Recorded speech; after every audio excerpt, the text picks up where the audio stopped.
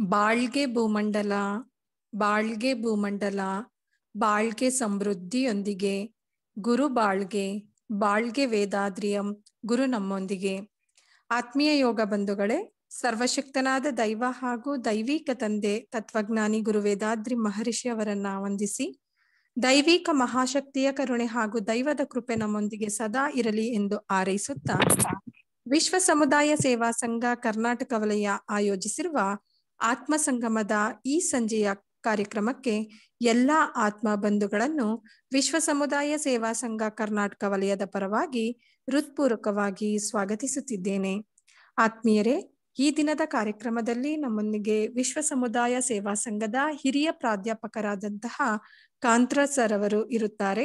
ಇವರನ್ನು ಈ ಕಾರ್ಯಕ್ರಮಕ್ಕೆ ವಿಶ್ವ ಸಮುದಾಯ ಸೇವಾ ಸಂಘ ಕರ್ನಾಟಕ ವಲಯದ ಪರವಾಗಿ ಹಾಗೂ ನಿಮ್ಮೆಲ್ಲರ ಪರವಾಗಿ ಸ್ವಾಗತಿಸುತ್ತಾ ಇವರ ಬಗ್ಗೆ ಒಂದು ಕಿರು ಪರಿಚಯವನ್ನ ನೀಡಲು ಇಚ್ಛಿಸುತ್ತೇನೆ. ಆತ್ಮೀಯರೇ, ಇವರು BSc ಪದವೀಧರರಾಗಿದ್ದಾರೆ ಹಾಗೂ ಇವರು ಸರ್ಕಾರಿ ನೌಕರರಾಗಿ ಕೆಲಸ ನಿರ್ವಹಿಸಿ ಸ್ವಯಂ ನಿವೃತ್ತಿಯನ್ನ ಹೊಂದಿರುತ್ತಾರೆ ಮತ್ತು 2002ರಲ್ಲಿ ನಮ್ಮ ಸ್ಕೈ ಯೋಗಕ್ಕೆ ಸೇರಿಕೊಂಡಿದ್ದು, ನಮ್ಮ ಸ್ಕೈ ಯೋಗ ಶಿಕ್ಷಣಕ್ಕೆ ಸಂಬಂಧಿಸಿದಂತೆ ಮಾನವನ ಮಹತ್ವಕ್ಕಾಗಿ ಯೋಗ ಎಂಬ ವಿಷಯದಲ್ಲಿ MA ಪದವಿಯನ್ನ ಪೂರ್ಣಗೊಳಿಸಿದ್ದಾರೆ ಮತ್ತು 2010ರಲ್ಲಿ ಬೆಂಗಳೂರು ಮಾಚುಹಳ್ಳಿಯ ಸ್ಕೈ ಸಂಸ್ಥೆಯ ಅಧ್ಯಕ್ಷರಾಗಿ ಹಲವಾರು ಧ್ಯಾನ ಕೇಂದ್ರಗಳನ್ನ ಸ್ಥಾಪಿಸಿ ಕಳೆದ 17 ವರ್ಷಗಳಿಂದ ಈ ಆಧ್ಯಾತ್ಮಿಕ ಸೇವೆಯನ್ನ ಜನರಿಗೆ ಹಂಚುತ್ತಿದ್ದಾರೆ. ಇವರನ್ನು ಈ ಕಾರ್ಯಕ್ರಮಕ್ಕೆ ನಿಮ್ಮೆಲ್ಲರ ಪರವಾಗಿ ಹಾಗೂ ವಿಶ್ವ ಸಮುದಾಯ ಸೇವಾ ಸಂಘ ಕರ್ನಾಟಕ ವಲಯದ ಪರವಾಗಿ ಸ್ವಾಗತಿಸುತ್ತಾ, ಈ ದಿನದ ಆಧ್ಯಾತ್ಮಿಕ ಚಿಂತನೆ ವಿಷಯವಾದ ಬಿಟ್ಟು ಬಿಡು ಎಂಬ ವಿಷಯದ ಬಗ್ಗೆ ಚಿಂತನೆಯನ್ನ ನೀಡುವಂತೆ ಕೇಳಿಕೊಳ್ಳುತ್ತೇನೆ. ಬಾಳ್ಗೆ ಸಮೃದ್ಧಿಯೊಂದಿಗೆ ಸರ್. ಬಾಳ್ಗೆ ಸಮೃದ್ಧಿಯೊಂದಿಗೆ. ಬಾಳ್ಗೆ ಸಮೃದ್ಧಿಯೊಂದಿಗೆ ಸರ್. ಸ್ಟಾರ್ಟ್ ಮಾಡಿ ಸರ್. ಬಾಳ್ಗೆ ಭೂಮಂಡಲ, ಬಾಳ್ಗೆ ಭೂಮಂಡಲ, ಬಾಳ್ಗೆ ಸಮೃದ್ಧಿಯೊಂದಿಗೆ. ಗುರುವಿಗೆ ವಂದನೆಗಳು. ಗುರು ನಮ್ಮೊಂದಿಗೆ. ದೈವಿಕ ಮಹಾಶಕ್ತಿಯು ಹಗಲು ಇರುಳು ಎಲ್ಲ ಸಮಯಗಳಲ್ಲೂ ಎಲ್ಲ ಸ್ಥಳಗಳಲ್ಲೂ ಎಲ್ಲ ಉದ್ಯೋಗಗಳಲ್ಲೂ ಸಹವರ್ತಿಯಾಗಿ ಸಂರಕ್ಷಣೆಯಾಗಿ ಮಾರ್ಗದರ್ಶಕವಾಗಿಯೂ ಇರಲಿ. ಬಾಳ್ಗೆ ಭೂಮಂಡಲ, ಬಾಳ್ಗೆ ಭೂಮಂಡಲ, ಬಾಳ್ಗೆ ಸಮೃದ್ಧಿಯೊಂದಿಗೆ. ವಿಶ್ವ ಸಮುದಾಯ ಸೇವಾ ಸಂಘದ ಅಧ್ಯಕ್ಷರಿಗೆ, ವಿಶ್ವ ಸಮುದಾಯ ಸೇವಾ ಸಂಘ ಕರ್ನಾಟಕ ವಲಯದ ಅಧ್ಯಕ್ಷರಿಗೂ, ಕರ್ನಾಟಕ ವಲಯ ಸ್ಮಾರ್ಟ್ ನಿರ್ದೇಶನಾಲಯದ ಉಪಾಧ್ಯಕ್ಷರಿಗೂ, ಈ ಕಾರ್ಯಕ್ರಮದ ರೂವಾರಿಗಳಿಗೂ, ಕಾರ್ಯಕ್ರಮದಲ್ಲಿ ಆಲಿಸುತ್ತಿರುವ ನನ್ನ ಪ್ರೀತಿಯ ಆತ್ಮಗಳಿಗೂ ನನ್ನ ಅನಂತ ಅನಂತ ವಂದನೆಗಳನ್ನು ಸಲ್ಲಿಸಿ ಈ ದಿನದ ಕಾರ್ಯಕ್ರಮವನ್ನ ಪ್ರಾರಂಭಿಸೋಣ. ಬಿಟ್ಟು ಬಿಡಿ. ಕಳೆದ ಒಂದು ವಾರದಿಂದ ಹಲವಾರು ಜನ ಒಂದು ಮೆಸೇಜ್ನ ಫಾರ್ವರ್ಡ್ ಮಾಡ್ತಾ ಇದ್ದಾರೆ. ಬಿಟ್ಟು ಬಿಡಿ. ಒಂದು 6-7 ಪಾಯಿಂಟ್ ಇದೆ, ಅದರಲ್ಲಿ ಚೆನ್ನಾಗಿದೆ. ಅದನ್ನು ಫಾರ್ವರ್ಡ್ ಮಾಡಿ ಮಾಡಿ ಮಾಡಿ ನಾನು ನೋಡಿ ನೋಡಿ ಸಾಕಾಗಿದೆ. ನಾನು ಕೆಲವರಿಗೆ ಅದನ್ನ ಫಾರ್ವರ್ಡ್ ಮಾಡಿದೆ. ನನ್ನ ಗ್ರೂಪ್ಗಳಿಗೆ ಕೆಲವರಿಗೆ ಅದನ್ನು ಹಾಕಿದೆ. ಅವರು ಅದನ್ನ ಇನ್ನಷ್ಟು ಜನಕ್ಕೆ ಫಾರ್ವರ್ಡ್ ಮಾಡಿದ್ರು.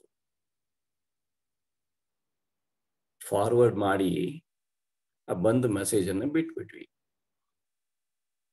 ಬಿಟ್ಟು ಬಿಡೋದಷ್ಟೇ ನಮ್ಮ ಕೆಲಸ. ಬಂದಿದ್ದನ್ನ ಬಿಟ್ಬಿಡೋದು. ಆತ್ಮೀಯರೇ, ಬಿಟ್ಟು ಬಿಡಿ. ಅಲ್ಲಿ ಕೊಟ್ಟಷ್ಟು ಪಾಯಿಂಟ್ ಸಾಲಲ್ಲ ಅಂತ ಅನ್ನಿಸ್ತು. ಬಹಳ ಯೋಚನೆ ಮಾಡಿದಾಗ ಅಷ್ಟು ಬಿಟ್ರೆ ಏನು ಪ್ರಯೋಜನ ಆಗಲ್ಲ. ಬರೀ ಬಂದ ಮೆಸೇಜ್ ಅನ್ನ ಇನ್ನೊಬ್ಬರಿಗೆ ಫಾರ್ವರ್ಡ್ ಮಾಡಿದ್ರು ಏನು ಆಗಲ್ಲ.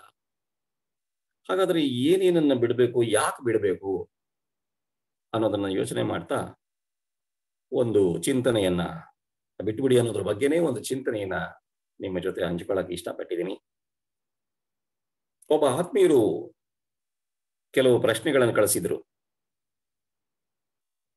ನಿರ್ಲಿಪ್ತ ಮನೋಭಾವವನ್ನು ಪಡೆಯೋದು ಹೇಗೆ?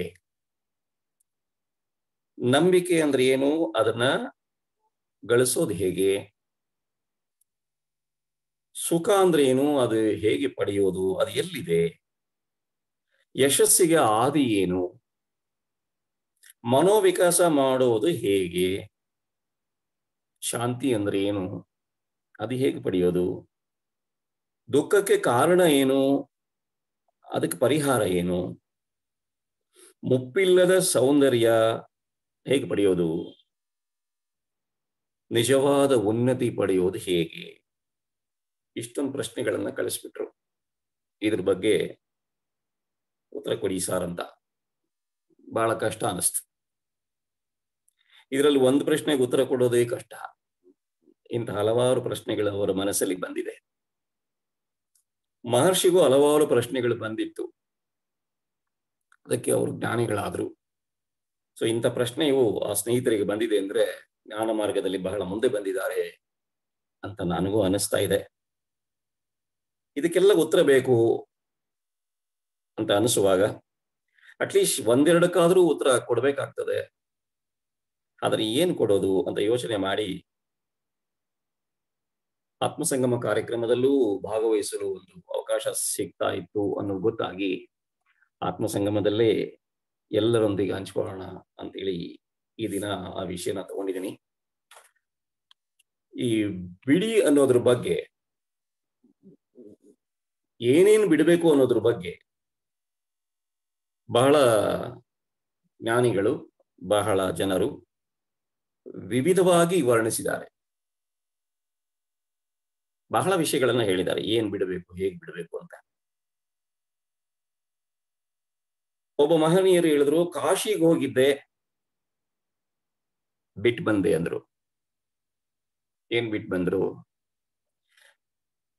ಬದನೆಕಾಯಿ ತಿನ್ನೋದು ಬಿಟ್ಟು ಬಂದೆ ಅಂದ್ರು. ಏನ್ ಪ್ರಯೋಜನ?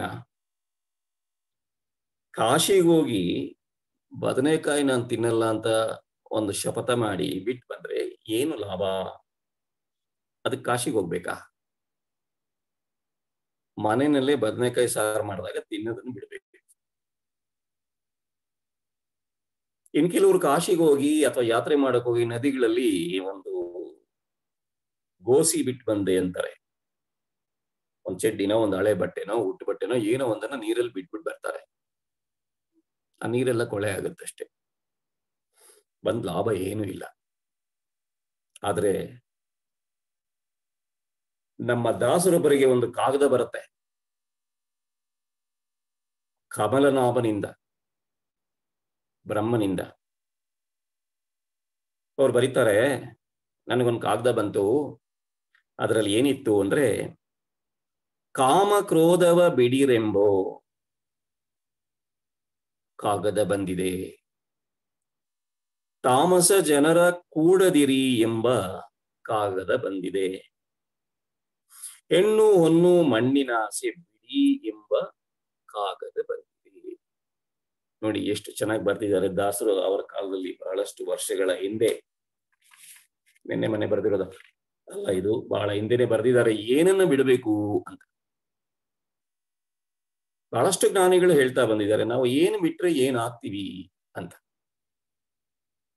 ಬಿಟ್ಬಿಟ್ಟು ಹೇಗ್ ಬದುಕೋದು ಅಂತ ಕೇಳ್ತಾರೆ ಹೊರತು ಬಿಡೋದಕ್ಕೆ ಯಾರು ಪ್ರಯತ್ನ ಪಟ್ಟಿಲ್ಲ. ಬಿಟ್ರೆ ಹೇಗಿರ್ಬೋದು ಅನ್ನೋದು ಗೊತ್ತಾಗುತ್ತೆ, ಬಿಟ್ರೆ ತಾನೇ. ನಾವು ಬಿಡೋದಕ್ಕೆ ರೆಡಿ ಇಲ್ಲ, ಆದ್ರೆ ಉತ್ತರ ಮಾತ್ರ ನಮಗೆ ಬೇಕು. DVG ಅವರು ಒಂದು ಕವನದಲ್ಲಿ ಹೇಳ್ತಾರೆ, ಮುಂದೇನೋ ಮತ್ತೇನೋ ಎಂದಿಗ ಮಾತೇಕೆ. ಎಷ್ಟು ಚೆನ್ನಾಗಿದೆ ನೋಡಿ. ಮುಂದೆ ಏನಾಗುತ್ತೋ ಹೇಗೋ ಅನ್ನೋ ಭವಿಷ್ಯದ ಚಿಂತೆ ನಿನಗೆ ಯಾಕಯ್ಯ? ಇವತ್ತು ಯಾಕೆ ಅದನ್ನ ಯೋಚನೆ ಮಾಡ್ತೀಯ? ಬಿಟ್ಬಿಡು. ಸಂದರ್ಭ ಬರ್ಲಿ, ಮುಂದೆ ಏನಾಗತ್ತೆ ಅನ್ನೋದು ನೀನು ಯೋಚನೆ ಮಾಡ್ತಿಲ್ಲ, ಅದು ಬರ್ಲಿ, ಅಂತ ಸಂದರ್ಭ ಬರ್ಲಿ. ಬಂದಾಗಳ ಚಿಂತೆ, ಆ ಬಂದಾಗ ಚಿಂತೆ ಮಾಡೋಣ. ಇಂದು ಕೂತ್ಕೊಂಡು ನಾಳೆ ಚಿಂತೆ ನೀ ಯಾಕೆ ಮಾಡ್ತೀಯ? ಮಾಡ್ಬೇಡ, ಬಿಟ್ಬಿಡು.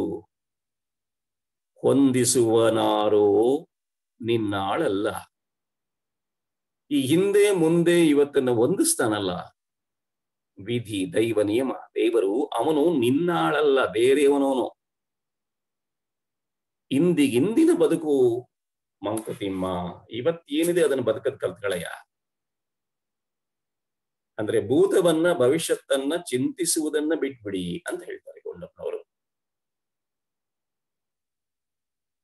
ಜೊತೆಗೆ ಒಂದು ಒಳ್ಳೆಯ ಮೆಸೇಜ್ ಕೂಡ ಬಂದಿತ್ತು, ಸ್ನೇಹಿತರು ಯಾರೋ ಕಳಿಸಿದ್ರು, ಬಹಳ ಚೆನ್ನಾಗಿ ಕಳಿಸಿದ್ರು. ಅದು ಇವತ್ತಿಗೆ ನನಗೆ ಬಹಳ ಅನುಕೂಲ ಅಂತ ಅನಿಸ್ತು, ಅದಕ್ಕಾಗಿ ಅದನ್ನ ನಿಮ್ ಜೊತೆ ಓದ್ಬಿಡ್ತೀನಿ. ಅರಸಂಗೂ ಆಸೆ ತಿರುಕಂಗೂ ಆಸೆ.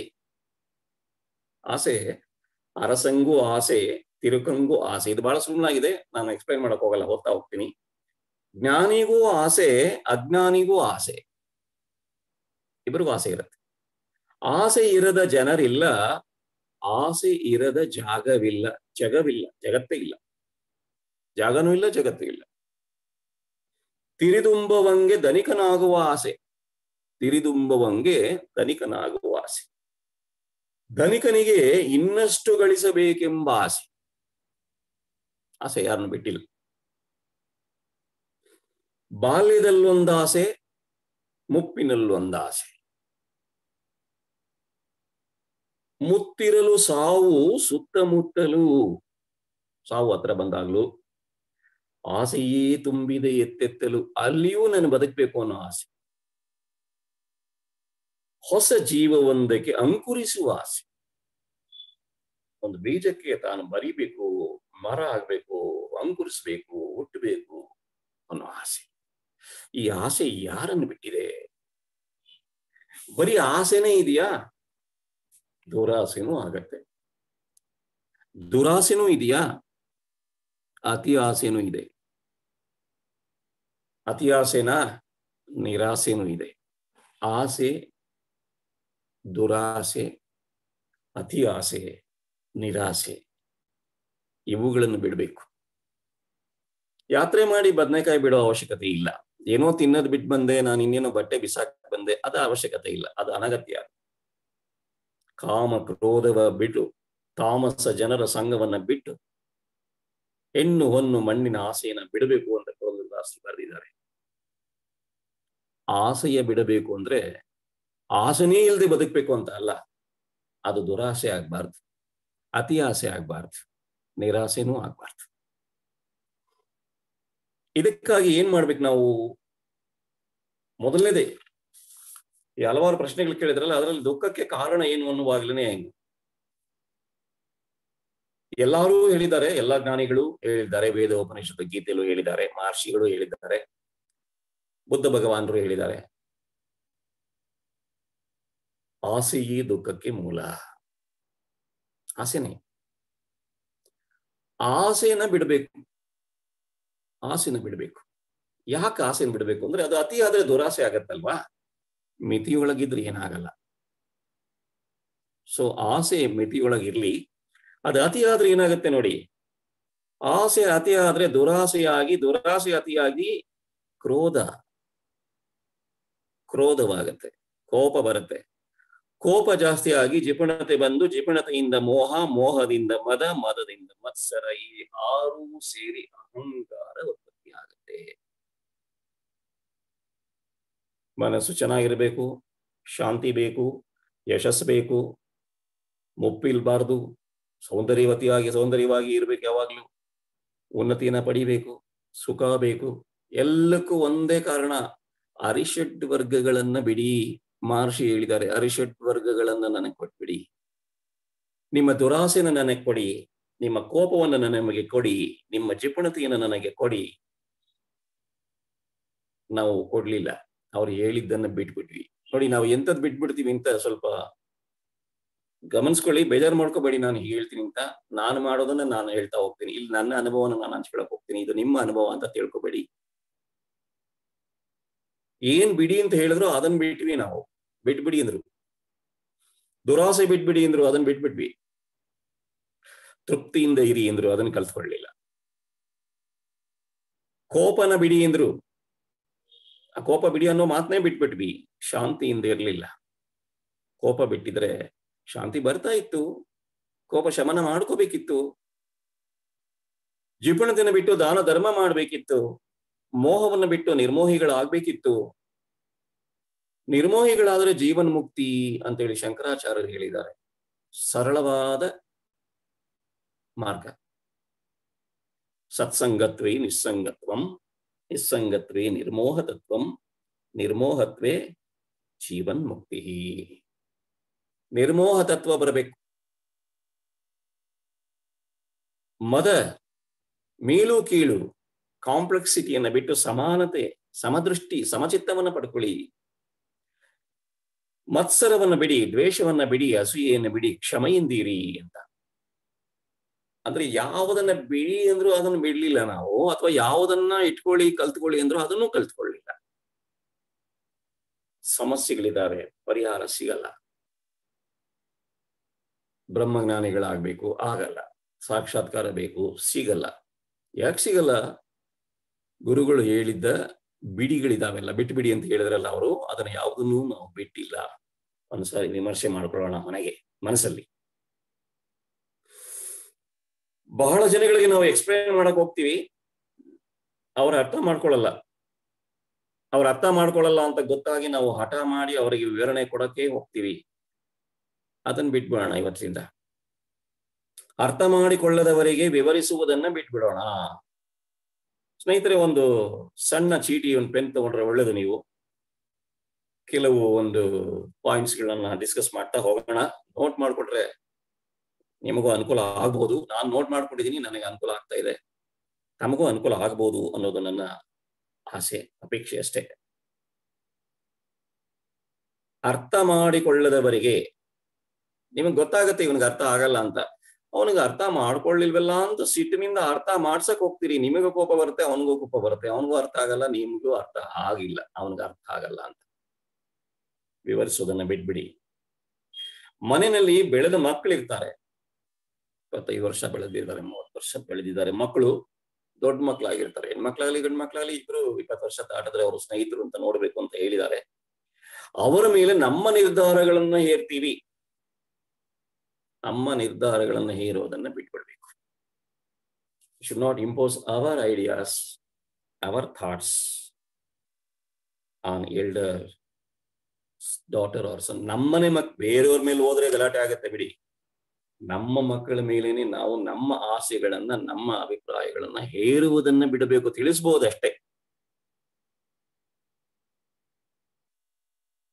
ತಾಮಸ ಜನರ ಸಂಗಮ ಬಿಡು ಅಂದ್ರ, ತಾಮಸ ಜನರ ಕೂಡದಿರೋ ಎಂಬ ಕಾಗದ ಬಂದಿದೆ ಎಂದ್ರು. ತಾಮಸಿಗಳು ಅಂದ್ರೆ ಅನಗತ್ಯವಾದ ಜನ, ನಮಗವರು ಹೊಂದಾಣಿಕೆ ಆಗದಂತ ಜನ, ಸೋಂಬೇರಿಗಳು, ಆಲಸಿಗಳು, ಯಾವುದಕ್ಕೂ ಪ್ರಯೋಜನಕ್ಕೆ ಬಾರದಂತ ಜನರ ಸಹವಾಸವನ್ನ ಮಾಡಬಾರ್ದು. ಅನಗತ್ಯ ಒಡನಾಟ ಬೇಡ. ಇವ್ರ ಜೊತೆ ಇರೋದು ನಮಗೆ ಅಗತ್ಯ ಇಲ್ಲ, ಅಥವಾ ಉಪಯೋಗ ಇಲ್ಲ, ಅಥವಾ ಪ್ರಯೋಜನ ಇಲ್ಲ ಅಂದ್ರೆ ಅಂತ ಒಡನಾಟ, ಅಂತ ಸಹವಾಸ ಬೇಡ. ಹೊಂದಾಣಿಕೆ ಇಲ್ಲದ ಜನರ ಜೊತೆಯಲ್ಲಿ ಗುದ್ದಾಡೋದು ಕಷ್ಟನೇ. ಅಂತವರ ಸಹವಾಸನ ಆದಷ್ಟು ಬಿಡುವುದೇ ಒಳ್ಳೆಯದು. ಇನ್ನು ಎಲ್ರಿಗೂ ವಯಸ್ಸಾಗತ್ತೆ ಸ್ನೇಹಿತರೆ. ವಯಸ್ಸಾಗ್ತಾ ಆಗ್ತಾ ನಮ್ಮ ಮಾತನ್ನ ಯಾರು ಕೇಳಲ್ಲ. ಚೆನ್ನಾಗಿ ಅರ್ಥ ಮಾಡ್ಕೊಳ್ಳಿ. ವಯಸ್ಸಾಗ್ತಾ ಆಗ್ತಾ ವಯಸ್ಸಾದವ್ರ ಮಾತನ್ನ ನಾವು ಇವತ್ತು ಕೇಳ್ತಾ ಇಲ್ಲ. ನಮ್ಮ ಅಪ್ಪ ಅಮ್ಮ, ನಮ್ಮ ಅಜ್ಜ ಅಜ್ಜಿ ಹೇಳೋ ಮಾತನ್ನ ನಾವು ಕೇಳ್ತಾ ಇಲ್ಲ. ನಿಂಗೆ ಗೊತ್ತಾಗಲ್ಲ, ಸುಮ್ಮನೆ ಇರುವಂತೀವಿ. ನಮ್ಮಮ್ಮ ಏನ್ ಹೇಳಕ್ ಬಂದ್ರೆ ನಾನು ಹಾಗೆ ಹೇಳ್ತೀನಿ, ಅಮ್ಮ ನಿಂಗೆ ವಯಸ್ಸಾಯ್ತು, ನಿಂಗೆ ಗೊತ್ತಾಗಲ್ಲ, ಸುಮ್ಮನೆ ಇರು ಅಂತ. ನನಗೂ ವಯಸ್ಸಾಗತ್ತಲ್ವಾ, ನನಗೊಂದು ಯೋಚನೆ ಆಗ್ಬಿಟ್ಟಿದೆ. ಈಗ ನಮ್ಮ ಅಮ್ಮ ಹೇಗ್ ಆಡ್ತಾರೆ, ಹೇಗ್ ಬೈತಾರೆ, ಅಥವಾ ಏನ್ ಅಂತಾರೆ, ನಾವು ಏನಂತ ಇದೀವಿ, ಮುಂದೆ ನಾನು ಹಂಗಾದಾಗ ಅದೇ ತರ ಆಡ್ದಾಗ ನಮ್ಮ ಮಕ್ಕಳು ಮೊಮ್ಮಕ್ಕಳು ನಮ್ಮನ್ನು ಹಾಗೆ ಅಂತಾರಲ್ವಾ. ಅಪ್ಪ ಮುಂದೆ ಹೇಗಿರೋದು ಅನ್ನೋ ಯೋಚನೆ ಮಾಡಬಾರ್ದು ಅಂತನೂ ಹೇಳಿ, ಈಗಿರೋರ್ನ ನೋಡಿ ನಾನು ಮುಂದೆ ಹೇಗಿರ್ಬೇಕು ಅನ್ನೋದನ್ನ ಕಲಿಬೇಕು ಅಂತ ನನಗೊಂದು ಆಸೆ ಆಗಿದೆ. ನಾನು ಈ ತರ ಇರಬಾರ್ದು. ನಮ್ಮ ಮಾತನ್ನು ಕೇಳಲಿಲ್ಲ ಅಂದ್ರೆ ಬೇಡ, ಬಿಟ್ಬಿಡಿ. ಅವರಿಗೆ ಯೋಚನೆ ಮಾಡೋ ಶಕ್ತಿ ಬಂದಿರತ್ತೆ. ಸಲಹೆ ಕೊಡಿ, ಸ್ವೀಕರಿಸಿದ್ರೆ ಓಕೆ, ಇಲ್ವಾ ಬಿಡಿ. ಮತ್ತೆ ಮುಂದೆ ನಿಮ್ಮ ಬೆನ್ನೆಯಿಂದ ನಿಮ್ಮನ್ನ ಯಾರಾದರೂ ನಿಂದಿಸಿದ್ರೆ, ಯಾರಾದರೂ ಆಡ್ಕೊಂಡ್ರೆ ಅದ್ರ ಬಗ್ಗೆ ಚಿಂತೆ ಮಾಡಕ್ ಹೋಗ್ಬೇಡಿ. ಬಯಸುವವರನ್ನ, ಕೇಡನ್ನು ಬಯಸುವವರನ್ನೇ ಹಾರೈಸುವಂತ ಗುರುಗಳು ಹೇಳ್ಕೊಟ್ಟಿರುವಾಗ ಚಿಂತೆ ಮಾಡು ಅಂತ ಹೇಳ್ಕೊಟ್ಟಿಲ್ಲ ಅವರು. ಸೊ ಯಾರು ಏನೇ ನಿಂದನೆಗಳನ್ನ ಮಾಡಿದ್ರು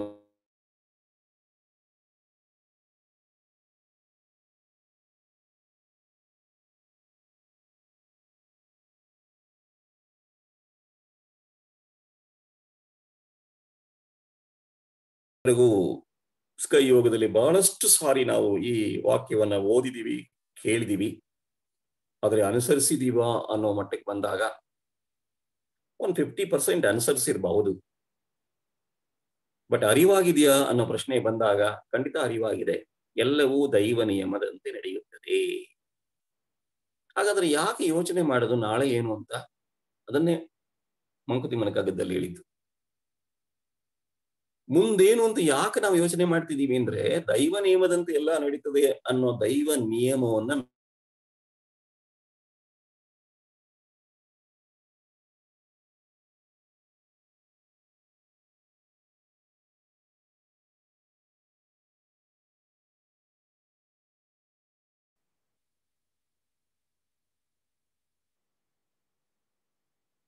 ದೈವ ನಿಯಮನ ಚೆನ್ನಾಗಿ ನಾವು ಅರ್ಥ ಮಾಡ್ಕೋಬೇಕು. ದೈವ ನಿಯಮನ ಅರಿದಲೆ ಜೀವನದಲ್ಲಿ ಸುಖ ಶಾಂತಿ ಬೇಕು ಅಂದ್ರೆ ಅದು ಸಿಗಲ್ಲ. ಮುಂದೆ ಅಪೇಕ್ಷಿಸೋದನ್ನು ಬಿಡಬೇಕು. ನೆಕ್ಸ್ಟ್ ಪಾಯಿಂಟ್, ಅಪೇಕ್ಷೆ, ನಿರೀಕ್ಷೆನೆ ಬಿಡಬೇಕು. ನಿರೀಕ್ಷಿಸಬಾರ್ದು. ಯಾವುದೇ ಕಾರಣಕ್ಕೂ ನಿರೀಕ್ಷೆ ಮಾಡೋದನ್ನ ಮುಂದುವರಿಸಬಾರ್ದು. ಯಾಕೆ ಅಂದ್ರೆ ನಮ್ಮ ಭಾವನೆಗಳಿಗೂ ಇತರರ ಭಾವನೆಗಳಿಗೂ ವ್ಯತ್ಯಾಸ ಇರುತ್ತೆ. ನಮ್ಮ ಬಯಕೆಗೂ ನಮ್ಮ ಸಾಮರ್ಥ್ಯಕ್ಕೂ, ನಮಗೆ ಬೇಕು ಅನ್ಸೋದಕ್ಕೂ ನಾವು ಅದನ್ನು ಪಡ್ಕೊಳ್ಳಕ್ಕೆ ಇರುವ ನಮ್ಮ ಶಕ್ತಿಗೂ ವ್ಯತ್ಯಾಸ ಇರುತ್ತೆ. ನಮ್ಮ ದೇಹ ಬಲದಲ್ಲಿ ಮತ್ತು ಮನಸ್ಸಿನ ಬಲದಲ್ಲಿ ವ್ಯತ್ಯಾಸ ಇರುತ್ತೆ. ಮನಸ್ಸು ಬೇಕು ಅನ್ನುತ್ತೆ, ದೇಹ ಸಹಕಾರ ಕೊಡಲ್ಲ. ಅಥವಾ ದೇಹ ಬೇಕು ಅನ್ನುತ್ತೆ, ಮನಸ್ಸು ಒಪ್ಪಲ್ಲ. ವಿರುದ್ಧ ವ್ಯತ್ಯಾಸವಿದೆ. ನಾವು ಏನೋ ಬಯಸ್ತೀವಿ, ಆದ್ರೆ ಸಿಕ್ಕಿದ್ದು ಬೇರೆ, ರಿಯಾಲಿಟಿ ಬೇರೆ ಇರುತ್ತೆ. ಒಪ್ಕೊಳ್ಳಲ್ಲ ನಾವು. ಈ 4 ವಿಷಯದಲ್ಲಿ ವ್ಯತ್ಯಾಸ ಇದ್ದಾಗ ನಿರೀಕ್ಷೆ ತಪ್ಪೋಗುತ್ತೆ. ಈ ವ್ಯತ್ಯಾಸ ನಮ್ಮಲ್ಲೇ ಇರುತ್ತೆ, ಆದರೆ ನಿರೀಕ್ಷೆ ಮಾಡ್ತೀವಿ, ತಪ್ಪು. ನಿರೀಕ್ಷೆಯಿಂದ, ಅಪೇಕ್ಷೆಯಿಂದ ದುಃಖವೇ ಬರುತ್ತೆ. ಎಲ್ಲ ಮೊದಲು ನಾನು ಹೇಳದಂತ ಎಲ್ಲ ಪ್ರಶ್ನೆಗಳನ್ನ ಸೇರಿಸ್ಕೊಂಡು ನಾನು ಡಿಸ್ಕಸ್ ಮಾಡ್ತಾ ಹೋಗ್ತಾ ಇದ್ದೀನಿ. ದುಃಖ ಯಾಕೆ ಬರುತ್ತೆ, ಏನ್ ಕಾರಣ ಅಂದ್ರೆ ಹಲವಾರು ಸಾರಿ ಬರುತ್ತೆ, ಹಲವಾರು ಸಾರಿ ರಿಪೀಟ್ ಆಗ್ಬೋದು. ಆದರೆ ಪಾಯಿಂಟ್ಸ್ಗಳು ಮಾತ್ರ ಬೇರೆ ಬೇರೆ ಇರುತ್ತೆ. ಅದನ್ನು ನಾವು ನೋಟ್ ಮಾಡಿಕೊಂಡು ಇನ್ನು ಮುಂದಾದರೂ ನಮ್ಮ ಭಾವನೆಗಳಿಗೆ, ನಮ್ಮ ಬಯಕೆ ಸಾಮರ್ಥ್ಯಕ್ಕೆ, ನಮ್ಮ ದೇಹ ಬಲ ಮನೋಬಲಕ್ಕೆ, ನಮ್ಮ ಬಯಸಿದ್ದಕ್ಕೆ ಮತ್ತು ಸಿಕ್ಕಿದ್ದಕ್ಕೆ ವ್ಯತ್ಯಾಸ ಇರುವಾಗ ಒಪ್ಪಿಕೊಂಡು ಅಪೇಕ್ಷೆ ಪಡೋದನ್ನ, ನಿರೀಕ್ಷೆ ಪಡೋದನ್ನ ಬಿಟ್ಬಿಡ್ಬೇಕಾಗತ್ತೆ. ಇನ್ನೊಂದು ದೊಡ್ಡ ತಪ್ಪು ಮುಂದೆ ಮಾಡ್ತಾ ಇದೀವಿ ನಾವು, ಇನ್ನೊಬ್ಬರ ಜೊತೆ ಹೋಲಿಕೆ ಮಾಡೋದು, ಇನ್ನೊಬ್ಬರನ್ನ ಹೋಲಿಸೋದು. ಇನ್ನೊಬ್ಬ ಬಹಳ ಸಾವುಕಾರ ಇದ್ದಾನೆ, ನಾನು ಬಡವ ಇದ್ದೀನಿ, ಅವನು ಕಾರ್ ಇದೆ, ನನಗೆ ಸೈಕಲ್ ಇದೆ. ಅವನು 3 ಅಂತಸ್ತಿನ ಮನೇಲಿದ್ದಾನೆ, ನಾನು ಬಾಡಿಗೆ ಮನೇಲಿದ್ದೀನಿ. ಅವನ ಮಕ್ಕಳು ಚೆನ್ನಾಗಿ ಓದ್ತಾರೆ, ನನ್ನ ಮಕ್ಕಳು ಹೀಗೆ. ಅವನು ಬೆಳ್ಳಗಿದ್ದಾನೆ, ನಾನು ಕರಗಿದ್ದೀನಿ. ಅಥವಾ ನಾನು ಬೆಳಗಿದ್ದೀನಿ, ಅವನು ಕರಗಿದ್ದಾನೆ. ಮೇಲೂ ಕೀಳು ಭಿನ್ನತೆಗಳು, ವೈವಿಧ್ಯತೆಗಳು ಬಹಳ ಸಾರಿ ಡಿಸ್ಕಸ್ ಮಾಡಿದೀವಿ ಈಗಾಗಲೇ. ಮಾನವರಲ್ಲಿ ವ್ಯತ್ಯಾಸಗಳಿಗೆ ಕಾರಣ ಏನು ಅಂತ ನಿಮಗೆಲ್ಲ ಗೊತ್ತಿದೆ. ಮಹರ್ಷಿ 16 ಕಾರಣಗಳನ್ನು ಕೊಟ್ಟಿದ್ದಾರೆ. ಮಾನವರಲ್ಲಿ ವ್ಯತ್ಯಾಸವಿರೋದಕ್ಕೆ ಕಾರಣಗಳನ್ನ ತಿಳ್ಕೊಂಡ ಮೇಲೂ ಅವನಂಗ್ ನಾನಿಲ್ಲ, ನನ್ನಂಗ್ ಅವನಿಲ್ಲ ಅಂತ ನಾವು ಯೋಚನೆ ಮಾಡ್ತಾ ಇದೀವಲ್ಲ, ಇದು ತಪ್ಪಲ್ವಾ? 16 ಕಾರಣಗಳು ನನ್ನಲ್ಲಿ ಇಲ್ವಾ? ಅದಕ್ಕೆ ತಕ್ಕಂತೆ ನನ್ನ ದೇಹ ಮನಸ್ಸು ರಚನೆ ಆಗಿಲ್ವಾ? ಅದಕ್ಕೆ ತಕ್ಕಂತೆ ನನಗೆ ಆರೋಗ್ಯ ಐಶ್ವರ್ಯ ಬಂದಿಲ್ವಾ? ಇನ್ನೊಬ್ಬರ ಕಾರಣಗಳಿಂದ ನನಗೇನಾದ್ರೂ ಬರುತ್ತಾ? ಸಾಧ್ಯನಾ? ಮುನ್ನ ಮಾಡಿದ ಪಾಪದ ಗಂಟು ಯಾರ ತಾತನ ಸೊತ್ತು? ಅವ್ರವ್ರು ಮಾಡಿದ್ದು ಅವ್ರಿಗೆ ಬರುತ್ತೆ. ಅವ್ರು ಏನೇನ್ ಪಡ್ಕೊಂಡು ಬಂದಿದ್ದಾರೆ ಅದು ಅವ್ರಿಗೆ ಬರುತ್ತೆ. ನಾನು ಪಡ್ಕೊಂಡು ಹಿಂದಿಂದ ಬಂದದ್ದು ನನಗ್ ಬರುತ್ತೆ. ಇದೇ ದೈವ ನಿಯಮ, ಇದು ಸತ್ಯ. ಗೊತ್ತಿದ್ದೂ ಕಂಪೇರ್ ಮಾಡ್ಕೊಳಕ್ ಹೋಗ್ತಾ ಇದೀವಿ. ಮಾನವರಲ್ಲಿ ವ್ಯತ್ಯಾಸ ಏಕೆ ಅನ್ನೋದು ಈಗ ನಮಗ್ ಗೊತ್ತಿದೆ. ಎಲ್ಲಾ ಕಾರಣಗಳು ನಮ್ಗೆ ಗೊತ್ತಿದೆ. 16 ಅಲ್ಲ, ಇನ್ನೂ 100 ಕಾರಣ ಹುಡುಕೊಂಡಿದೀವಿ ನಾವೇ. ಆದ್ರೂ ನನ್ನನ್ನ ಇನ್ನೊಬ್ಬರ ಜೊತೆನಲ್ಲಿ ಹೋಲಿಸ್ಕೊಳ್ಳೋದನ್ನ ನಾವು ಇನ್ನೂ ಬಿಟ್ಟಿಲ್ಲ. ಈ ಬಿಟ್ಟು ಬಿಡಬೇಕಾದ ವಿಷಯಗಳು 100 ಇದೆ. ಕೆಲವು ಪಾಯಿಂಟ್ಸ್ ಮಾತ್ರ ಇವತ್ತಿನ ಚರ್ಚೆನಲ್ಲಿ ಡಿಸ್ಕಸ್ ಮಾಡೋಣ. ವಿಭಿನ್ನತೆಗೆ ಕಾರಣ ನಿಮಗೆ ಗೊತ್ತಿದೆ. ಒಂದು ಮರದಲ್ಲಿ ಬಿಡೋ ಹಣ್ಣುಗಳು ಒಂದೇ ತರ ಇರಲ್ಲ. ಒಂದೇ ತಾಯಿಯಲ್ಲಿ ಜನಿಸಿದ 4 ಮಕ್ಕಳು ಒಂದೇ ತರ ಇರಲ್ಲ. ವ್ಯತ್ಯಾಸ ಇದೆ. ಕಾರಣನೂ ನಮಗೆ ಗೊತ್ತಿದೆ. ಸಮಯ, ಸಂದರ್ಭ, ಗ್ರಹಗಳ ಸಂಚಾರ, ಏನೇನೋ ಹಲವಾರು ಕಾರಣಗಳನ್ನು ಜ್ಞಾನಿಗಳು ನಮಗೆ ವಿವರಿಸಿದ್ದಾರೆ. ಗೊತ್ತಿದ್ರು ಅವನೇ ಯಾಕೆ ಹೀಗೆ, ಇವನೇ ಯಾಕೆ ಹಾಗೆ, ಬೇರೆಯವ್ರು ಹೋಲಿಕೆ ಮಾಡೋದು ಬೇಡ. ಅಣ್ಣ ತಮ್ಮಂದಿರಲ್ಲೇ ಅವನು ಹಂಗಿದ್ದಾನೆ, ನಾನು ಹಿಂಗಿದ್ದೀನಿ, ನಾನು ಹಂಗಿಲ್ಲ ಅವನು ಹಿಂಗಿದ್ದಾನೆ, ಅವನು ಹಂಗಾಗ್ಬೇಕು ನಾನು ಹಿಂಗಾಗ್ಬೇಕು, ಸಾಧ್ಯ ಇಲ್ಲ. ಅದು ಸಾಧ್ಯನೇ ಇಲ್ಲ. ಯಾವ ಕಾರಣದಿಂದ ಈ ದೇಹ ರಚನೆಯಾಗಿ ಹೇಗೆ ಬಂದಿದೆಯೋ ಅದರ ಪ್ರಕಾರ ದೇಹ, ಮನಸ್ಸು, ಜೀವನ ನಡೆಯುತ್ತೆ.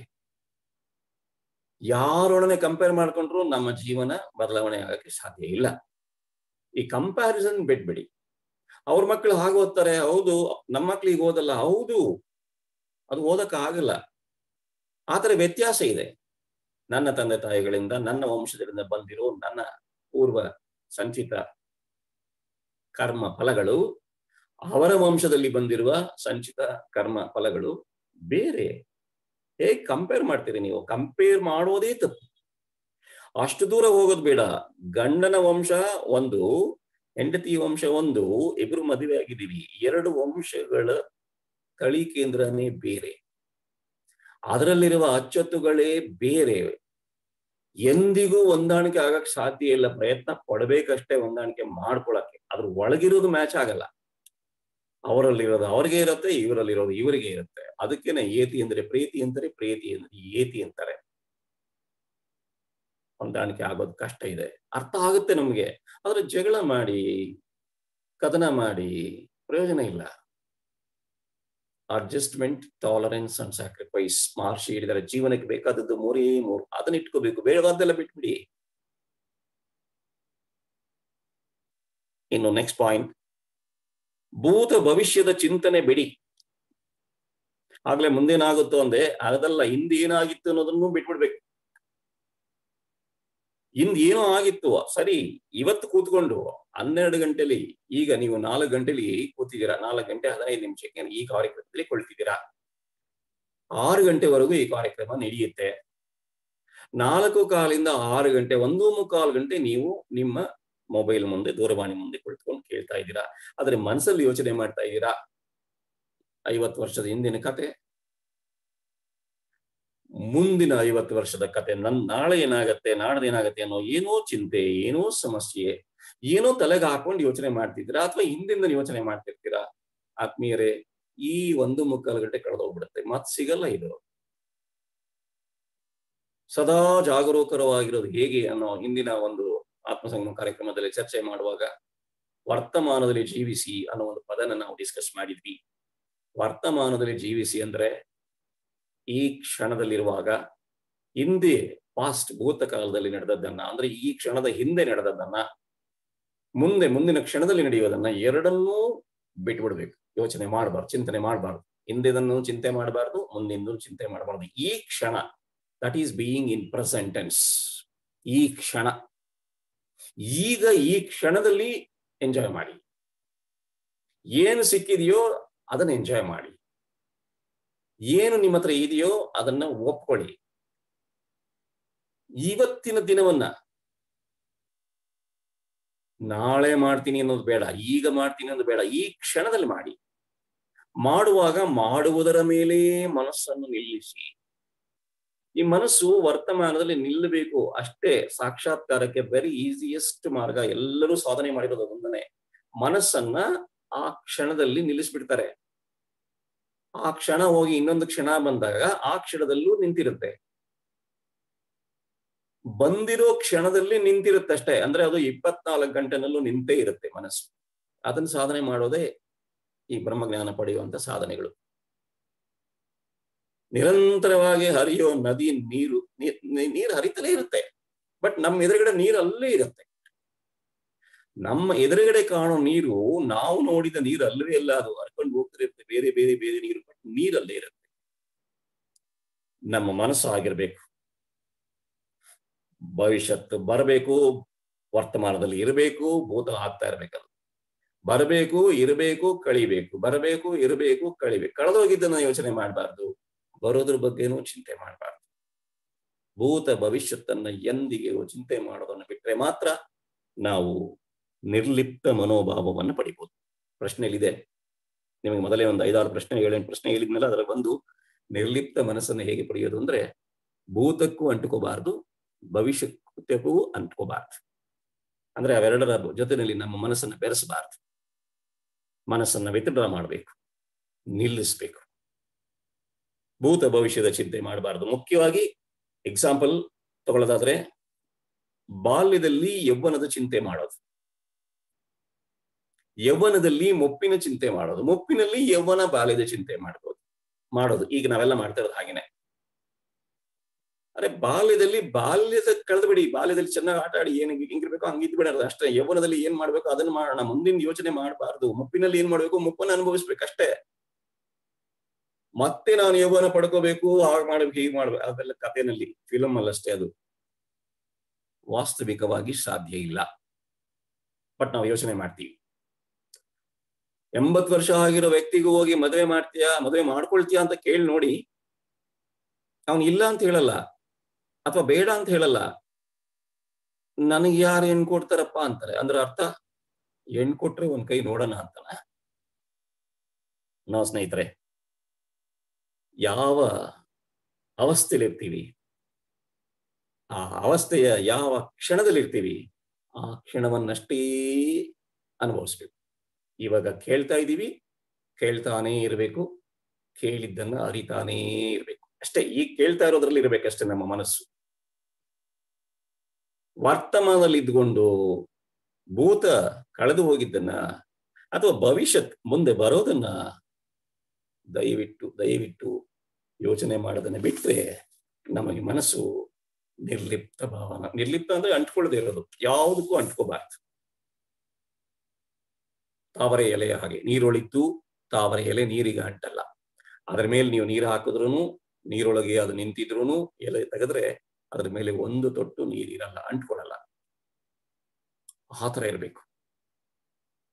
ಅದು ವರ್ತಮಾನದಲ್ಲಿ ಜೀವಿಸುವ, ಸದಾ ಎಚ್ಚರದಲ್ಲಿರುವ, ಸಾಕ್ಷಾತ್ಕಾರ ಪಡೆಯಲು ಬೇಕಾಗುವ ಸಹಜವಾದ ಮಾರ್ಗ.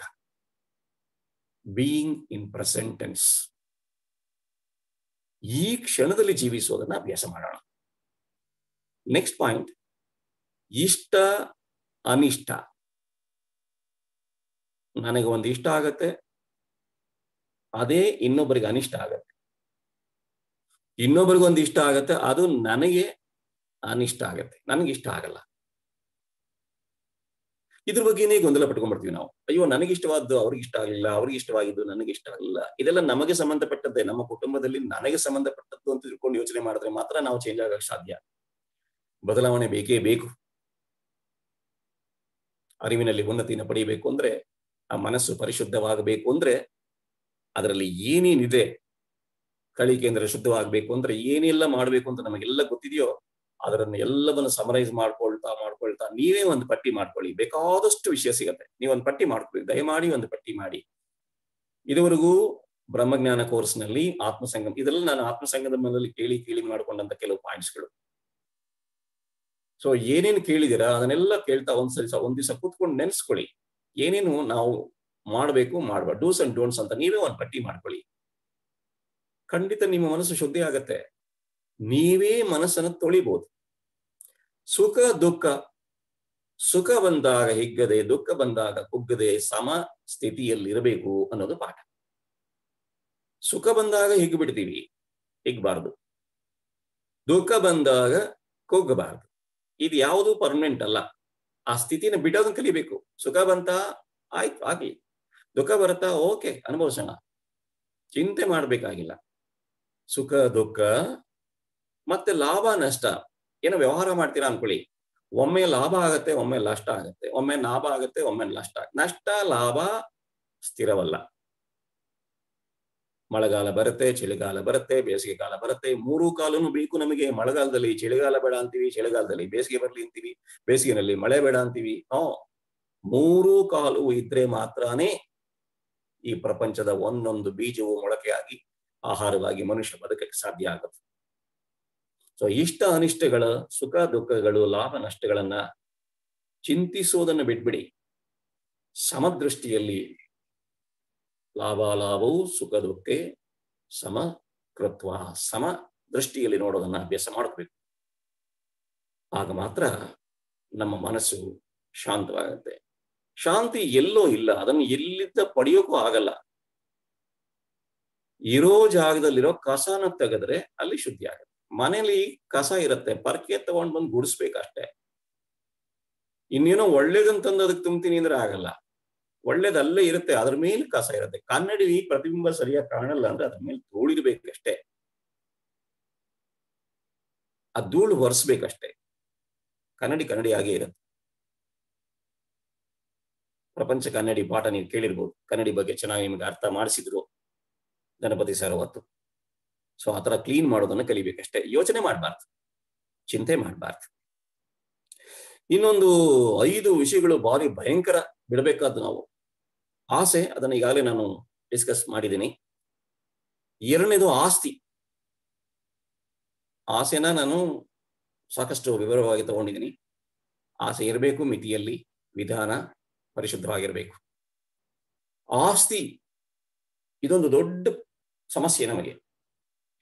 ಆಸ್ತಿ ಮಾಡೋದನ್ನ ಬಿಡಬೇಕು. ಖಂಡಿತ ಬಿಡಕ್ ಆಗ್ತಾ ಇಲ್ಲ ಇದನ್ನ. ಸ್ವಲ್ಪ ಯೋಚನೆ ಮಾಡೋಣ.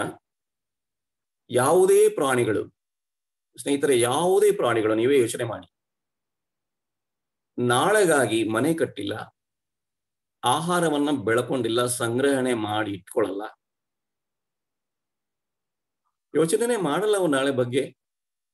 ಇವತ್ತು ಬೇಟೆ ಆಡ್ತವೆ, ಒಂದು ಆಹಾರ ತಿಂತವೆ, ಹೆಚ್ಚಾದ್ರೆ ಅಲ್ಲೇ ಬಿಸಾಕ್ಬಿಟ್ಟು ಹೋಗ್ತವೆ. ಆ ಬಿಸಾಕಿದ್ದನ್ನ ಇನ್ನೊಂದು ಬಂದು ತಿನ್ಕೊಂಡು ಅದು ಆನಂದವಾಗಿ ಆ ದಿನ ಕಳೆದು ಬಿಡ್ತದೆ. ನಿಜವಾಗಲೂ ಜಾಗರೂಕತೆಯಿಂದ ಇರೋದು, ವರ್ತಮಾನದಲ್ಲಿ ಜೀವಿಸ್ತಾ ಇರೋದು, ಸಾಕ್ಷಾತ್ಕಾರ ಪಡ್ಕೊಂಡಿರೋದು, ಅರಿವಿನಲ್ಲಿ ಉನ್ನತಿಯಾಗಿರೋದು ಅಂದ್ರೆ ಪ್ರಾಣಿಗಳೇ. ಪ್ರಾಣಿಗಳು ವರ್ತಮಾನದಲ್ಲಿ ಜೀವಿಸ್ತವೆ. ನಾಳೆ ಅನ್ನೋದಿಲ್ಲ, ಅವರ ಲೈಫಲ್ಲೇ ಇಲ್ಲ ನಾಳೆ ಅನ್ನೋದಿಲ್ಲ.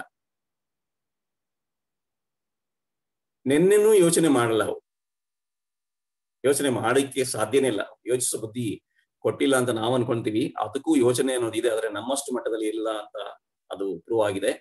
ಆದ್ರೆ ಹಿಂದಿನದನ್ನ ಚಿಂತೆ ಮಾಡೋದ್ರಲ್ಲಿ ನೋಡಿ, ಒಂದ್ ಹಸು ಯಾರ್ದೋ ಮನೇಲಿ ಬೆಳೆಯುತ್ತೆ, ಇನ್ನೊಂದ್ ಮನೆಗೆ ತಗೊಂಡು ಹೋಗ್ತಾರೆ, ಕೊಂಡ್ಕೊಂಡು ಅಲ್ಲಿ ಬೆಳೆಸ್ತಾರೆ, ಅದು ಅವರು ಹೊಂದ್ಕೊಂಡ್ಬಿಡುತ್ತೆ, ಅಲ್ಲೇ ಹಾಲು ಕೊಡುತ್ತೆ, ಅಲ್ಲೇ ಚೆನ್ನಾಗಿರುತ್ತೆ. ಇನ್ನೊಂದ್ ಮನೆಗೆ ಮಾರಿದ್ರೆ ಆ ಮನೆಗೆ ಹೋಗುತ್ತೆ, ಅಲ್ಲೇ ಇರುತ್ತೆ.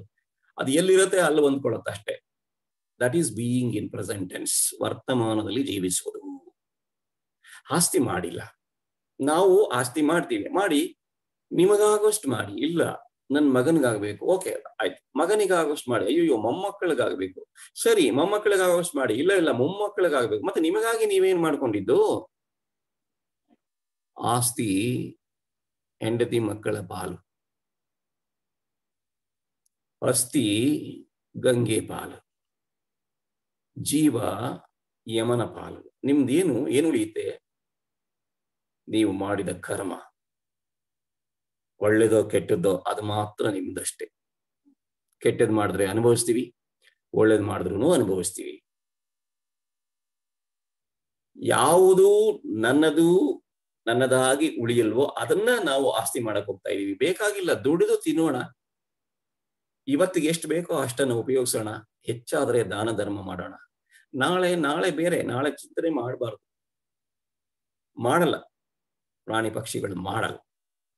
3ನೇದು ಅಂತಸ್ತು. ಇದು ಬಹಳ ಬಹಳ ವೈರಿ, ಬಹಳ ಶತ್ರು ಇದು. ಆಸೆ, ಆಸ್ತಿ, 3ನೇದು ಅಂತಸ್ತು. ಈ ಅಂತಸ್ತಿಗೋಸ್ಕರ ಎಷ್ಟು ಜಗಳಗಳು, ಕದನಗಳು, ಯುದ್ಧಗಳೇ ಆಗೋಗ್ಬಿಟ್ಟಿದೆ. ಸ್ಟೇಟಸ್, ನಮ್ ಸ್ಟೇಟಸ್ ಏನು, ಅವರ ಸ್ಟೇಟಸ್ ಏನು, ನಾವು ಇಬ್ರು ಒಂದಾಗೋದು ಅಂದ್ರೆ ಏನು, ನಾವು ಅವ್ರ ಮನೆಗೆ ಹೋಗೋದು ಅಂದ್ರೆ ಏನು, ಅವ್ರು ನಮ್ಮ ಮನೆಗೆ ಬರೋದು ಅಂದ್ರೆ ಏನು. ಇವ್ರು ಮಕ್ಕಳಿಗೆ ಹೇಳ್ಕೊಡ್ತೀವಿ ಅವ್ರ ಮನೆಗೆ ಹೋಗ್ಬೇಡ, ಅವ್ರು ನಮ್ಗಿಂತ ಕಮ್ಮಿ, ಅವ್ರ ಜೊತೆ ಬೆರಿಬೇಡ, ಇವ್ರ ಜೊತೆ ಬೆರಿಬೇಡ, ಅವರು ಜಾಸ್ತಿ, ಅವ್ರು ತುಂಬಾ ಸಾಹುಕಾರರು, ಅವ್ರ ಜೊತೆ ಹೋಗ್ಬೇಡ. ನಾವು ಹಂಗಾಗ್ಬೇಕು ಅಂತ ಪ್ರಯತ್ನ ಪಡೋದು, ಅಂತಸ್ತು ಪಡ್ಕೊಳಕ್ ಹೋಗ್ತೀವಿ. ಅದು ಯಾವುದೇ ವಿಷಯದಲ್ಲಿ ಆಗಿರ್ಬೋದು, ಅದು ಒಂದು ಶತ್ರು ಆಗತ್ತೆ, ಜೀವನದಲ್ಲಿ ಸುಖ ಶಾಂತಿನ ಕಿತ್ಕೊಂಡ್ಬಿಡತ್ತೆ. 4ನೇದು ಅಧಿಕಾರ. ಅಧಿಕಾರವೊಂದು ಅಷ್ಟೇ, ಅಧಿಕಾರದ ಹಿಂದೆ ಬಿದ್ರೆ ಅವನು ಏನ್ ಬೇಕಾದ್ರೂ ಮಾಡಕ್ ಹೋಗ್ತಾನೆ. ಅಧಿಕಾರಕ್ಕಾಗಿ ತನ್ನ ಹೆಂಡತಿ ಮಕ್ಕಳನ್ನು ಕೊಂದಾಕ್ತಾನೆ. ಅಧಿಕಾರ ಬೇಕಷ್ಟೇ. ಹೆಂಡತಿ ಗಂಡನನ್ನೇ ಕೊಂದಾಕ್ತಾಳೆ, ಗಂಡ ಹೆಂಡತಿನ ಕೊಂದಾಕ್ತಾರೆ. ಪೇಪರ್ ನೀವು ಓದ್ತಿರಲ್ಲ, ಪ್ರೇಯಸಿಯ ಜೊತೆ ಸೇರ್ಕೊಂಡು ಗಂಡನನ್ನೇ ಕೊಂದ್ಲು, ಹೆಂಡತಿಯನ್ನೇ ಕೊಂದ್ಲು, ಬೇಕಾದಷ್ಟು ಬರ್ತಾ ಇದಾವೆಲ್ಲ. ಅಧಿಕಾರ, ಅಂತಸ್ತು, ಆಸ್ತಿಗೋಸ್ಕರನೇ ನಡೆದಿರೋದು. ಐದನೇದು ಕೀರ್ತಿ. ಈ 5 ಬಹಳ ದೊಡ್ಡ ಶತ್ರುಗಳು: ಆಸೆ, ಆಸ್ತಿ, ಅಂತಸ್ತು, ಅಧಿಕಾರ, ಕೀರ್ತಿ. ಈ ಕೀರ್ತಿಗೋಸ್ಕರ ಏನೇನೋ ಮಾಡ್ತೀವಿ, ಬೇಕಾಗಿಲ್ಲ. ಅದು ಕೀರ್ತಿನ ಪಡ್ಕೋಬೇಕಾಗಿಲ್ಲ, ತಾನಾಗಿ ಬರಬೇಕು. ಬರ್ತಾ ಬರ್ಲಿಲ್ವಾ, ಬೇಕಾಗಿಲ್ಲ. ಅದು ಕರ್ತವ್ಯವನ್ನು ಮಾಡಬೇಕು. ಕರ್ಮಯೋಗದಿಂದ ಮುಕ್ತಿ ಅನ್ನೋ ಸಬ್ಜೆಕ್ಟ್ ನಲ್ಲಿ ನಾವು ಡಿಸ್ಕಸ್ ಮಾಡಿದ್ವಿ. ಕರ್ಮಯೋಗ ಅಷ್ಟೇ ನಮ್ಮ ಕೆಲಸ. ಕೀರ್ತಿ ಪಡ್ಕೊಳ್ಬೇಕು, ಫಲ ಪಡ್ಕೊಳ್ಬೇಕು, ಆಸ್ತಿ ಮಾಡಬೇಕು ಅನ್ನೋದಲ್ಲ.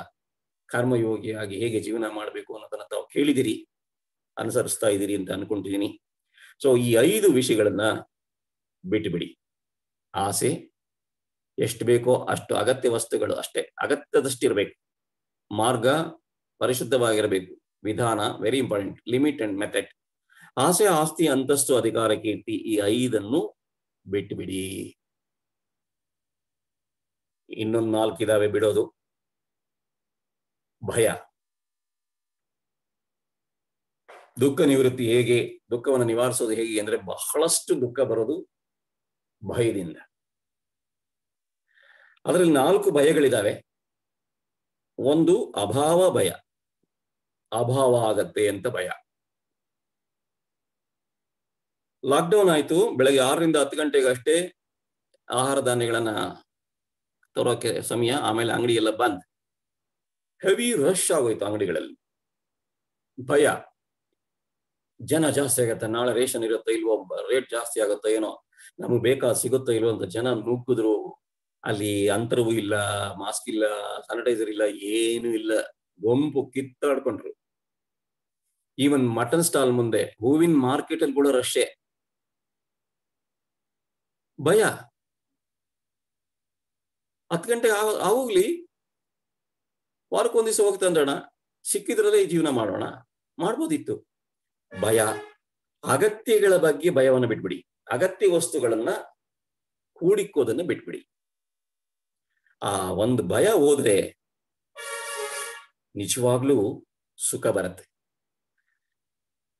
ಒಂದು ತಿಳ್ಕೊಬೇಕಲ್ಲಿ, ಭಯ ಯಾಕೆ ಬಿಡಬೇಕು ಅಂದ್ರೆ, ಅವರವರ ಪ್ರಾರಬ್ಧ ಕರ್ಮಾನುಸಾರ ಯಾರ್ಯಾರಿಗೆ ಏನು ಸಿಗ್ಬೇಕೋ ಅದಷ್ಟೂ ಸಿಗೋದು ದೈವ ನಿಯಮ. ನಿಮ್ಮ ಕರ್ಮ ಫಲ ನನಗ್ ಸಿಗಲ್ಲ, ನನ್ನ ಕರ್ಮ ಫಲ ನಿಮಗೆ ಸಿಗಲ್ಲ ಸ್ನೇಹಿತರೆ. ತುಂಬಾ ಚೆನ್ನಾಗಿ ಅರ್ಥ ಮಾಡ್ಕೊಳ್ಳಿ. ಯಾರದ್ದು ಯಾರಿಗೂ ಸಿಗಲ್ಲ. ಯಾರು ಯಾರದನ್ನು ಕದಿಬೇಕಾಗಿಲ್ಲ. ಬರಲ್ಲ, ಅದು ಬರಕ್ ಸಾಧ್ಯನೂ ಇಲ್ಲ. ಬಂದ್ರೂ ಅದು ಇರಲ್ಲ. ಸೊ ಅವಿವೇಕ, ಅಜ್ಞಾನ, ಅಲಕ್ಷ್ಯ ಇವೆಲ್ಲವೂ ಭಯಕ್ಕೆ ಕಾರಣ. ವಿವೇಕ ಇಲ್ಲ, ಅಜ್ಞಾನ, ಜ್ಞಾನವಿಲ್ಲ, ಅಲಕ್ಷ್ಯ, ನೆಗ್ಲೆಕ್ಟ್ ಮಾಡೋದು, ಸಮಯೋಚಿತವಾಗಿ ಎಚ್ಚರವಾಗಿರಲ್ಲ, ಕಾರ್ಯವನ್ನ ಮಾಡದೇ ಇರೋದು, ತಿಳುವಳಿಕೆ ಇಲ್ಲದೆ ಇರೋದು, ವಿವೇಚನೆ ಮಾಡದೇ ಇರೋದು, ಇದೆಲ್ಲವೂ ಅಗತ್ಯ ವಸ್ತುಗಳ ಬಗ್ಗೆ ಇರುವಂತ ಭಯನ ಬಿಡಿಸಲ್ಲ. ಸೊ ನಾವು ಏನ್ ಮಾಡ್ಬೇಕು ಅಂದ್ರೆ, ಈ ಅಭಾವ ಭಯವನ್ನು ಹೋಗ್ಲಾಡಿಸ್ಬೇಕು ಅಂದ್ರೆ ಅಗತ್ಯ ವಸ್ತುಗಳ ಬಗ್ಗೆ ಭಯ ಬಿಟ್ಬಿಡ್ಬೇಕು. ಸಿಗುತ್ತೆ, ಸಿಕ್ಕೇ ಸಿಗುತ್ತೆ. ಬಹಳ ನಂಬಿಕೆ ಬರಬೇಕು. ಕರ್ಮಾನುಸಾರ ಅಂದ್ಮೇಲೆ, ದೈವ ನಿಯಮ ಅಂದ್ಮೇಲೆ ನನಗೆ ಸಿಗಬೇಕಾದ್ದು ಸಿಗತ್ತೆ. ಪ್ರಯತ್ನ ಮಾಡಿ, ದುಡೀರಿ, ಕೆಲಸ ಮಾಡಿ, ಅದು ಬೇರೆ. ಭಯ ಬೇಡ. ಅಯ್ಯೋ ನಿಮ್ಗೆ ಸಿಗದಿದ್ರೆ, ನೋ, ಸಿಗುತ್ತೆ. ಸಿಗೋಕೆ ಏನ್ ಮಾಡ್ಬೇಕು ಅದನ್ನ ಮಾಡಿ. ಕರ್ಮಯೋಗ ಮಾಡಿ, ಕರ್ಮ ಮಾಡಿ ಅಷ್ಟೇ, ಫಲ ಬರುತ್ತೆ. ಕರ್ಮ ಮಾಡಿದ್ರೂ ಫಲ ಬರದಿದ್ರೆ ನೋ, ಆ ಅಪನಂಬಿಕೆ, ಭಯ ಬೇಡ. ಅದು ದೈವ ನಿಯಮ ಅಲ್ಲ, ದೈವ ನಿಂದನೆ ಆಗತ್ತೆ. ಎರಡನೇದು ಮರಣ ಭಯ. ಸಹಜ, ಮರಣ ಬರುತ್ತೆ ಮನುಷ್ಯನಿಗೆ. ಎಲ್ಲರ ಮನೆಯಲ್ಲೂ ಸಾವು ಸಂಭವಿಸಿದೆ. ಸಾವಿಲ್ಲದ ಮನೆ ಸಾಸಿವೆ ಇಲ್ಲ. ಎಲ್ಲರೂ ಒಬ್ಬರನ್ನ ನಾವು ಕಳ್ಕೊಂಡಿದೀವಿ. ನಿಮ್ಮ ಮನೆಯಲ್ಲಿ, ನಮ್ಮ ಮನೆಯಲ್ಲಿ, ಎಲ್ಲರ ಮನೆಯಲ್ಲೂ ಒಬ್ಬರು ಸತ್ತೇ ಇರ್ತಾರೆ. ಯಾಕಂದ್ರೆ ಯಾರು 150 ವರ್ಷದವ್ರು ಇಲ್ಲ ನಮ್ಮ ಮನೆಯಲ್ಲಿ. 100 ವರ್ಷದ ಮೇಲೆ ಯಾರು ಬದುಕಿ ಇಲ್ಲ. ಎಲ್ಲ ಸತ್ತಿದ್ದಾರೆ. ಸತ್ತವರ ಹೆಸರಲ್ಲಿ ಆನಂದವಾಗಿ ಊಟ ಮಾಡ್ಕೊಂಡು ತಿನ್ಕೊಂಡು, ಏನದು ತಿಥಿ ಅಂತ ಹೇಳ್ಕೊಂಡು ಒಂದ್ ದಿವಸ ನೆನೆಸ್ಕೊಂಡು ಇದ್ ಬಿಡ್ತೀವಿ, ಮುಗೀತು. ನಾವು ನಾಳೆ ಸತ್ತೋಗ್ತೀವಿ. ಇರೋರು ಅಷ್ಟೇನೆ, ನಮ್ಮ ಹೆಸರಲ್ಲೂ ಒಂದು ತಿಥಿ ಮಾಡಿ ವಡೆ ಪಾಯಸ ತಿನ್ಬಿಡ್ತಾರೆ. ಭಯ ಬೇಡ. ಸಾವು ನಿಸರ್ಗ ನಿಯಮ. ಸೊ ಮರಣ ಭಯವನ್ನ ಹೇಗೆ ಬಿಡೋದು ಅನ್ನೋದು ನಿಮಗೆ ಈಗಾಗಲೇ ವಿವರಣೆ ಆಗಿದೆ. ಅದ್ರ ಬಗ್ಗೆ ಇನ್ನೊಂದ್ಸರಿ ಯೋಚನೆ ಮಾಡ್ಕೊಳ್ಳಿ. ಮರಣ ಭಯ ಇಲ್ಲ. ಆ ಮರಣ ಭಯ ಯಾಕೆ ಹೇಗೆ ಅನ್ನೋದನ್ನ ನಿಮಗೆ ವಿವರಿಸಕ್ಕೆ ಅನಗತ್ಯ ಅಂತ ಅನ್ಕೊಂಡಿದ್ದೀನಿ. ಮರಣ ಭಯವನ್ನು ಬಿಡ್ಬೇಕು ನೀವು. ಮೋಹವನ್ನು ಬಿಟ್ರೆ ಭಯ ಹೋಗತ್ತೆ. ಮೋಹ, ನನ್ನವರು, ಆಪ್ತರು, ಪ್ರೀತಿ ಪಾತ್ರರು ಹೊರಟೋಗ್ಬಿಟ್ರಲ್ಲ, ಅದೇ ಮೋಹ. ಹೌದು, ಹೋಗ್ಬೇಕಾಗತ್ತೆ. ಇವತ್ತು ಅವರು, ನಾಳೆ ನಾವು ಹೋಗ್ಬೇಕಾಗತ್ತೆ. ಸೊ ಭಯವನ್ನು ಬಿಡಕ್ಕೆ ಮೋಹವನ್ನು ಬಿಡಬೇಕು. ಈ ಮೃತ್ಯು ಅನ್ನೋದು ದೈವ ನಿಯಮ. ಮೃತ್ಯು ಇಲ್ದಿದ್ರೆ ಏನಾಗ್ತಿತ್ತು ಅನ್ನೋದನ್ನ ನಿಮ್ಮ ವಿವೇಚನೆಗೆ ಬಿಟ್ಬಿಡ್ತೀನಿ. ಮೂರನೇದು ಅಪಮಾನದ ಭಯ. ಅಪಮಾನದ ಭಯ ಯಾಕೆ ಅಂದ್ರೆ ನಿಮ್ಮ ಮೇಲೆ ನಿಮಗೇ ಅಭಿಮಾನ ಜಾಸ್ತಿ, ಸ್ವ ಅಭಿಮಾನ. ನಾನು ಸ್ವಾಭಿಮಾನಿ ಅಂತ ಹೇಳ್ತಾರೆ.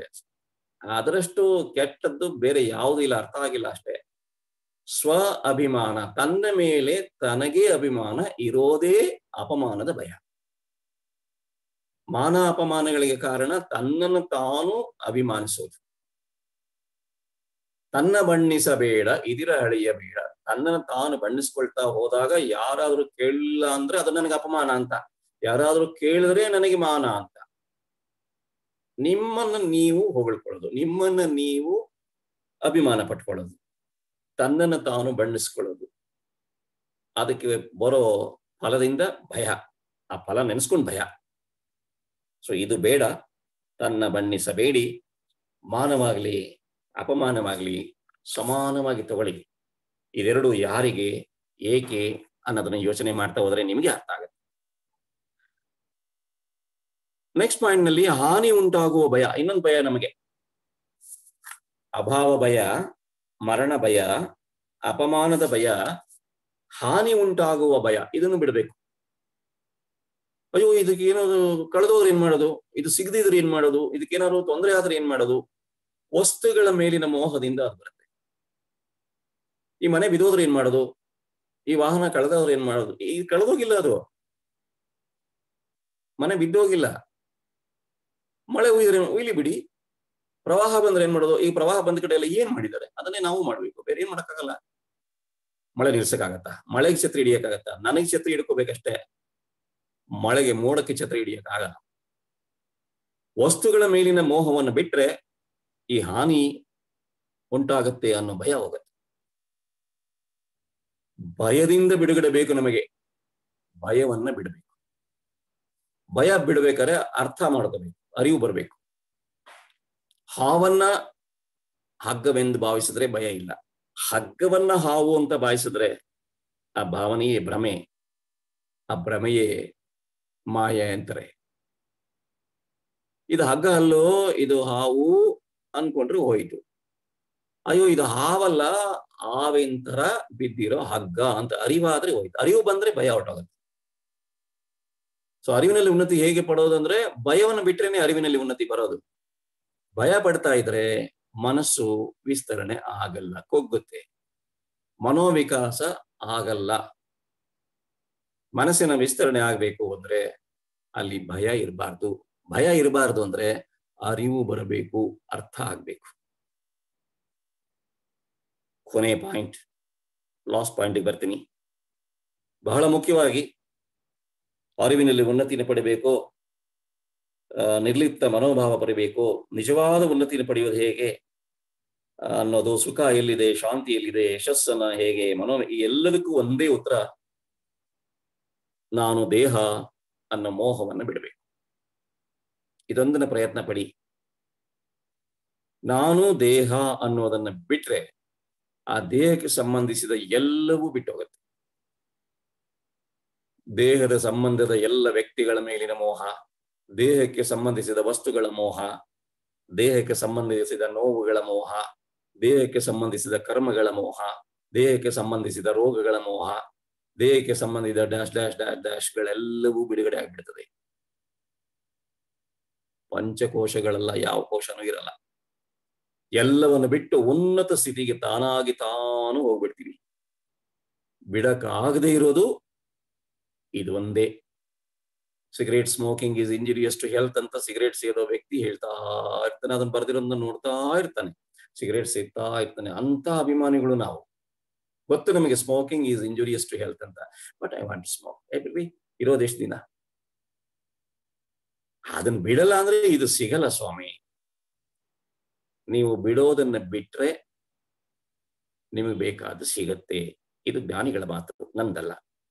ಸೊ ದೇಹ ಮೋಹನ ಬಿಟ್ಬಿಡಿ, ಅಂದ್ರೆ ದೇಹನ ದಂಡಿಸ್ಬಿಡಿ, ದೇಹನ ನಾಶ ಮಾಡ್ಬಿಡಿ ಅಂತಲ್ಲ, ದೇಹವನ್ನ ಆರೋಗ್ಯವಾಗಿ ಇಟ್ಕೊಳ್ಳಿ. ಯಾಕಂದ್ರೆ ಸತ್ಯ ತಿಳಿಬೇಕಲ್ವಾ? ಸತ್ಯ ತಿಳಿಯೋವರೆಗೂ ದೇಹನ ಆರೋಗ್ಯವಾಗಿ ಇಟ್ಕೊಳ್ಳಿ, ಆನಂದವಾಗಿ ಇಟ್ಕೊಳ್ಳಿ, ಸ್ವಚ್ಛವಾಗಿ ಇಟ್ಕೊಳ್ಳಿ. ಆದ್ರೆ ನಾನು ದೇಹ ಅನ್ನೋದನ್ನ ಬಿಟ್ಬಿಡಿ.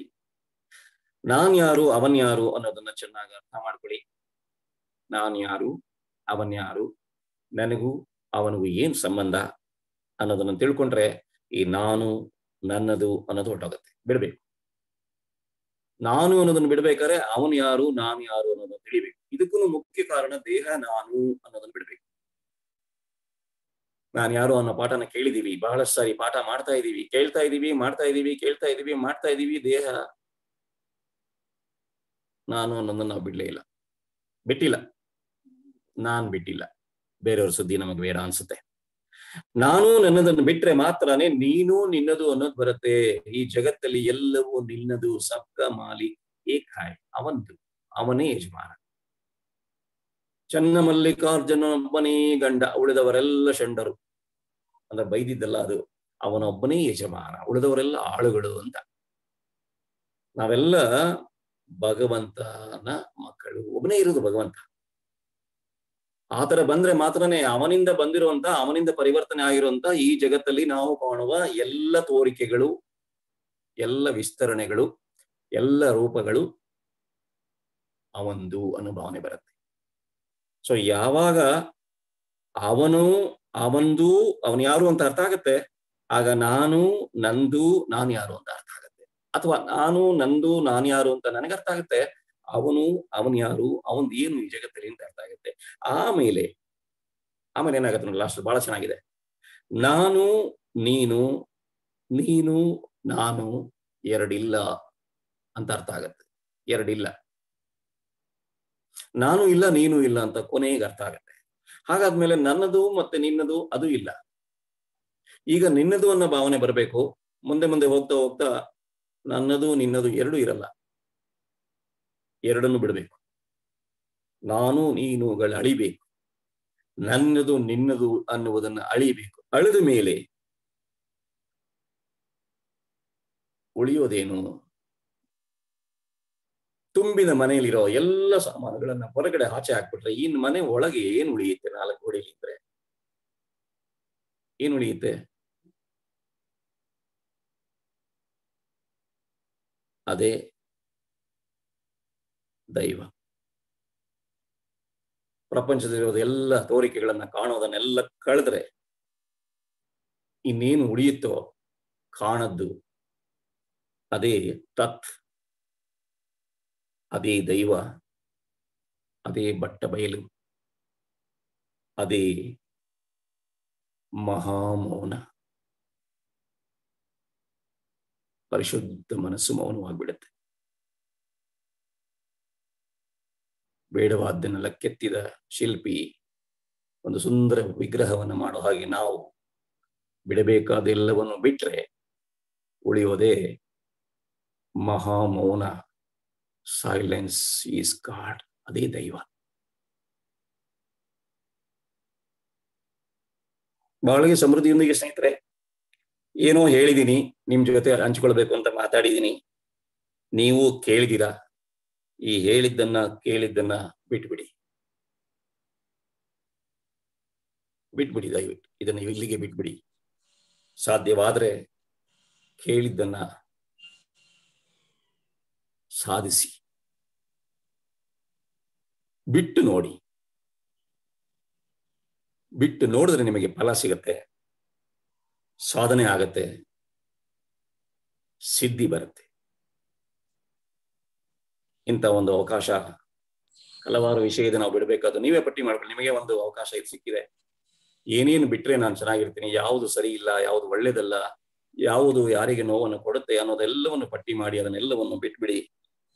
ಸಾಧಿಸಿ ಸಿದ್ಧಿನ ಪಡೆಯೋಕೆ ಒಂದು ಸುಲಭವಾದ ಮಾರ್ಗ ವೇದಾತ್ರಿಯಂ ಅಂತ ಹೇಳ್ತಾ, ಅವಕಾಶ ಕೊಟ್ಟ ಎಲ್ಲರಿಗೂ ಧನ್ಯವಾದಗಳನ್ನು ಅರ್ಪಿಸ್ತಾ, ಕೇಳಿದ ನಿಮ್ಮ ಕಿವಿಗಳಿಗೂ ನಿಮ್ಮ ಆತ್ಮಗಳಿಗೂ ವಂದಿಸ್ತಾ ಈ ದಿನದ ಕಾರ್ಯಕ್ರಮವನ್ನು ಮುಗಿಸ್ಕೊಳ್ಳೋಣ. ಬಾಳ್ಗೆ ಸಮೃದ್ಧಿಯೊಂದಿಗೆ ದೈವಿಕ ಮಹಾಶಕ್ತಿಯ ಕರುಣೆಯಿಂದ ನಿಮಗೂ ನಿಮ್ಮ ಕುಟುಂಬಕ್ಕೂ ಇಡೀ ವಿಶ್ವಕ್ಕೂ ದೇಹಾರೋಗ್ಯ, ದೀರ್ಘಾಯುಸು, ಸಾಕಷ್ಟು ಐಶ್ವರ್ಯ, ಉನ್ನತ ಕೀರ್ತಿ ಲಭಿಸ್ಲಿ ಅಂತ ಕೇಳ್ತಾ ನನ್ನ ಮಾತನ್ನ ನಿಲ್ಲಿಸ್ತೀನಿ. ಬಾಳ್ಗೆ ಸಮೃದ್ಧಿಯೊಂದಿಗೆ. Thank you very much. ಬಾಳ್ಗೆ ಸಮೃದ್ಧಿಯೊಂದಿಗೆ ಸರ್. ಧನ್ಯವಾದಗಳು sir. Thank you sir. Thank you so much. ಆತ್ಮೀಯ ಸ್ನೇಹಿತರೆ, ಈ ದಿನದ ಆಧ್ಯಾತ್ಮಿಕ ಚಿಂತನೆಯನ್ನ ನಡೆಸಿಕೊಟ್ಟಂತಹ ನಮ್ಮ ಸ್ಕೈಪ್ ಪ್ರಾಧ್ಯಾಪಕರಿಗೆ ತುಂಬ ಹೃದಯದ ಧನ್ಯವಾದಗಳು. ಸ್ನೇಹಿತರೆ, ಈಗ ಪ್ರಶ್ನೋತ್ತರ ಸಮಯ. ಯಾರಿಗಾದರೂ ಈ ದಿನದ ವಿಷಯದ ಬಗ್ಗೆ ಪ್ರಶ್ನೆಗಳಿದ್ದರೆ ಹ್ಯಾಂಡ್ ರೈಸ್ ಬಟನ್ ನ ಕ್ಲಿಕ್ ಮಾಡಿ ನೀವು ಪ್ರಶ್ನೆಗಳನ್ನ ಕೇಳಬಹುದು. ಸ್ನೇಹಿತರೆ, ನೀವು ಪ್ರಶ್ನೆಗಳನ್ನ ಕೇಳುವ ಮುಂಚೆ ಒಂದು ಸೂಚನೆ ಇದೆ ಸ್ನೇಹಿತರೆ. ಆತ್ಮೀಯ ಯೋಗ ಬಂಧುಗಳೇ, ವಿಶ್ವ ಸಮುದಾಯ ಸೇವಾ ಸಂಘದ ಶಾಖೆಯಾಗಿರುವ ವಿಷನ್ ಫಾರ್ ವಿಸ್ಡಮ್ ಆಳಿಯಾರ್ ಆಯೋಜಿಸಿರುವಂತಹ ಆನ್ಲೈನ್ ಫೌಂಡೇಶನ್ ಕೋರ್ಸ್ ಈಗ ಕನ್ನಡ, ತಮಿಳು, ಇಂಗ್ಲಿಷ್ ಮತ್ತು ತೆಲುಗು ಭಾಷೆಯಲ್ಲಿ ಲಭ್ಯವಿದೆ. ಈ ಒಂದು ಕೋರ್ಸ್ ನಮ್ಮ ಮನೋಬಲ ಮತ್ತು ರೋಗ ನಿರೋಧಕ ಶಕ್ತಿಯನ್ನ ಹೆಚ್ಚಿಸಿಕೊಳ್ಳಲು ಅತ್ಯಂತ ಉಪಯುಕ್ತವಾಗಿದ್ದು, ಈ ಅಭ್ಯಾಸಕ್ಕೆ ತಮ್ಮನ್ನ ತೊಡಗಿಸಿಕೊಳ್ಳಲು ಇಚ್ಛಿಸುವವರು www.kundaliniyoga.edu.in ಎಂಬ ವೆಬ್ಸೈಟ್ ನ ಮೂಲಕ ನಿಮ್ಮ ಹೆಸರನ್ನ ನೋಂದಣಿ ಮಾಡಿಕೊಂಡು ಇದರ ಉಪಯೋಗವನ್ನ ಪಡೆದುಕೊಳ್ಳಲು ಈ ಮೂಲಕ ವಿನಂತಿಸಿಕೊಳ್ಳುತ್ತೇವೆ ಸ್ನೇಹಿತರೆ. ಮತ್ತೆ ಇದರ ಬಗ್ಗೆ ಹೆಚ್ಚಿನ ವಿವರಗಳಿಗಾಗಿ ಮತ್ತು ಹೆಚ್ಚಿನ ಮಾಹಿತಿಗಾಗಿ ನಮ್ಮ ಸ್ಮಾರ್ಟ್ ಶಾಖೆಯ ಉಪಾಧ್ಯಕ್ಷರಾದಂತಹ ಡಾಕ್ಟರ್ ವಿಜಯ ಧನಪತಿ ಮೇಡಮ್ ಅವರನ್ನ ನೀವು ಮೊಬೈಲ್ ನಂಬರ್ ನ ಮೂಲಕ ಭೇಟಿ ಮಾಡಿ ಹೆಚ್ಚಿನ ವಿವರವನ್ನ ಪಡ್ಕೋಬಹುದು ಸ್ನೇಹಿತರೆ. ಅವರ ಮೊಬೈಲ್ ನಂಬರ್ ಈ ರೀತಿಯಾಗಿದೆ: 9448174309. ನಾನು ಮತ್ತೆ ರಿಪೀಟ್ ಮಾಡ್ತೀನಿ ಸ್ನೇಹಿತರೆ, 9448174309. ಈ ನಂಬರ್ ನಲ್ಲಿ ನೀವು ಡಾಕ್ಟರ್ ವಿಜಯ ಧನಪತಿ ಮೇಡಮ್ ರವರನ್ನ ಭೇಟಿ ಮಾಡೋದ್ರ ಮೂಲಕ ಇದರ ಬಗ್ಗೆ ಹೆಚ್ಚಿನ ಮಾಹಿತಿಯನ್ನ ಪಡ್ಕೋಬಹುದು ಸ್ನೇಹಿತರೆ. ಈಗ ಪ್ರಶ್ನೆಗಳೊಂದಿಗೆ ನಾವು ಮುಂದುವರಿಯೋಣ. ಪುಷ್ಪಾ ಅಜಯ್ ರಾಥೋಡ್ ಮೇಡಮ್, ಅನ್ಮ್ಯೂಟ್ ಮಾಡ್ಕೊಳ್ಳಿ ಮೇಡಮ್.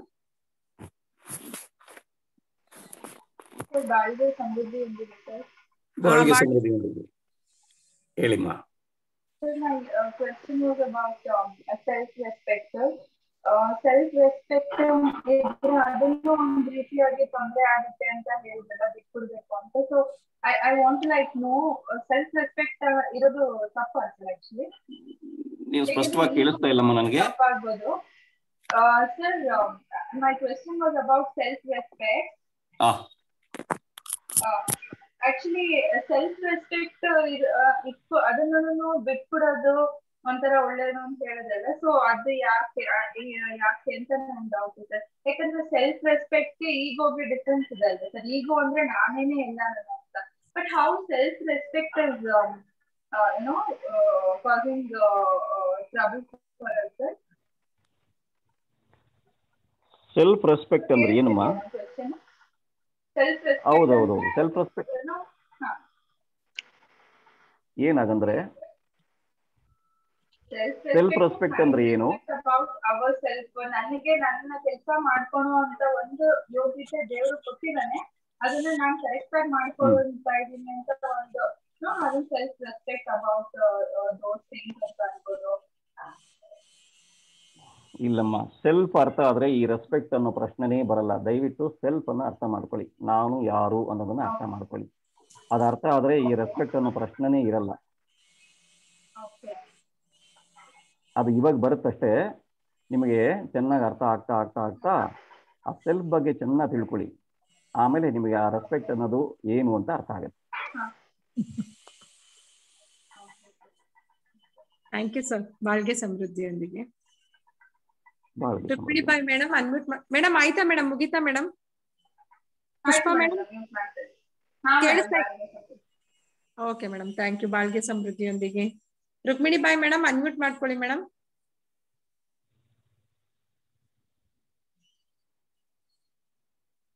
ಶೈಲಜಾ ಕೋರಿ ಅನ್ಮ್ಯೂಟ್ ಮಾಡ್ಕೊಳ್ಳಿ. ಬಾಳ್ಗೆ ಸಮೃದ್ಧಿಯೊಂದಿಗೆ ಸರ್. ಬಾಳ್ಗೆ ಸಮೃದ್ಧಿಯೊಂದಿಗೆ ಸರ್, ಇದು ನಂದೊಂದು ಸಣ್ಣ ಚಿಂತನೆ. ಯಾಕಂದ್ರೆ ನಾವು ಹಲವಾರು ವರ್ಷಗಳಿಂದ, ಅಂದ್ರೆ 1000-2000 ವರ್ಷಗಳಿಂದ ಈ ಬಿಟ್ಟು ಬಿಡೋದು ಅನ್ನೋದನ್ನ ತುಂಬಾ ಸೀರಿಯಸ್ ಆಗಿ ತಗೊಂಡ್ಬಿಟ್ಟಿದೀವಿ. ಈ ಶಂಕರಾಚಾರ್ಯರು ಹೇಳಿದ್ದನ್ನ ಬಿಟ್ಬಿಟ್ವಿ, ಅವ್ರ ಫೋಟೋ ಹಾಕೊಂಡು ಪೂಜೆ ಮಾಡ್ತಿದೀವಿ ಅಲ್ವಾ.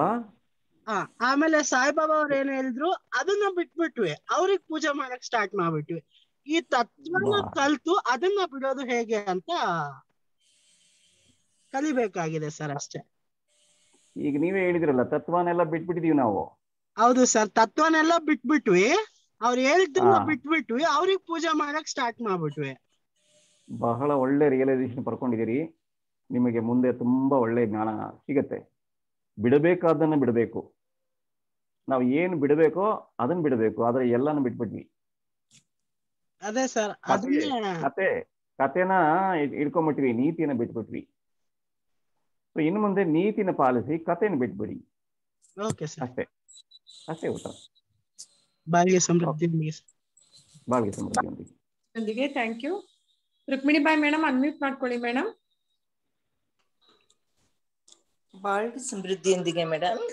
ಬಾಳ್ಗೆ ಸಮೃದ್ಧಿಯೊಂದಿಗೆ ಸರ್, ಬಾಳ್ಗೆ ಸಮೃದ್ಧಿಯೊಂದಿಗೆ ಸರ್. ಬಾಳ್ಗೆ ಸಮೃದ್ಧಿಯೊಂದಿಗೆ ಹೇಳಿಮ್ಮ.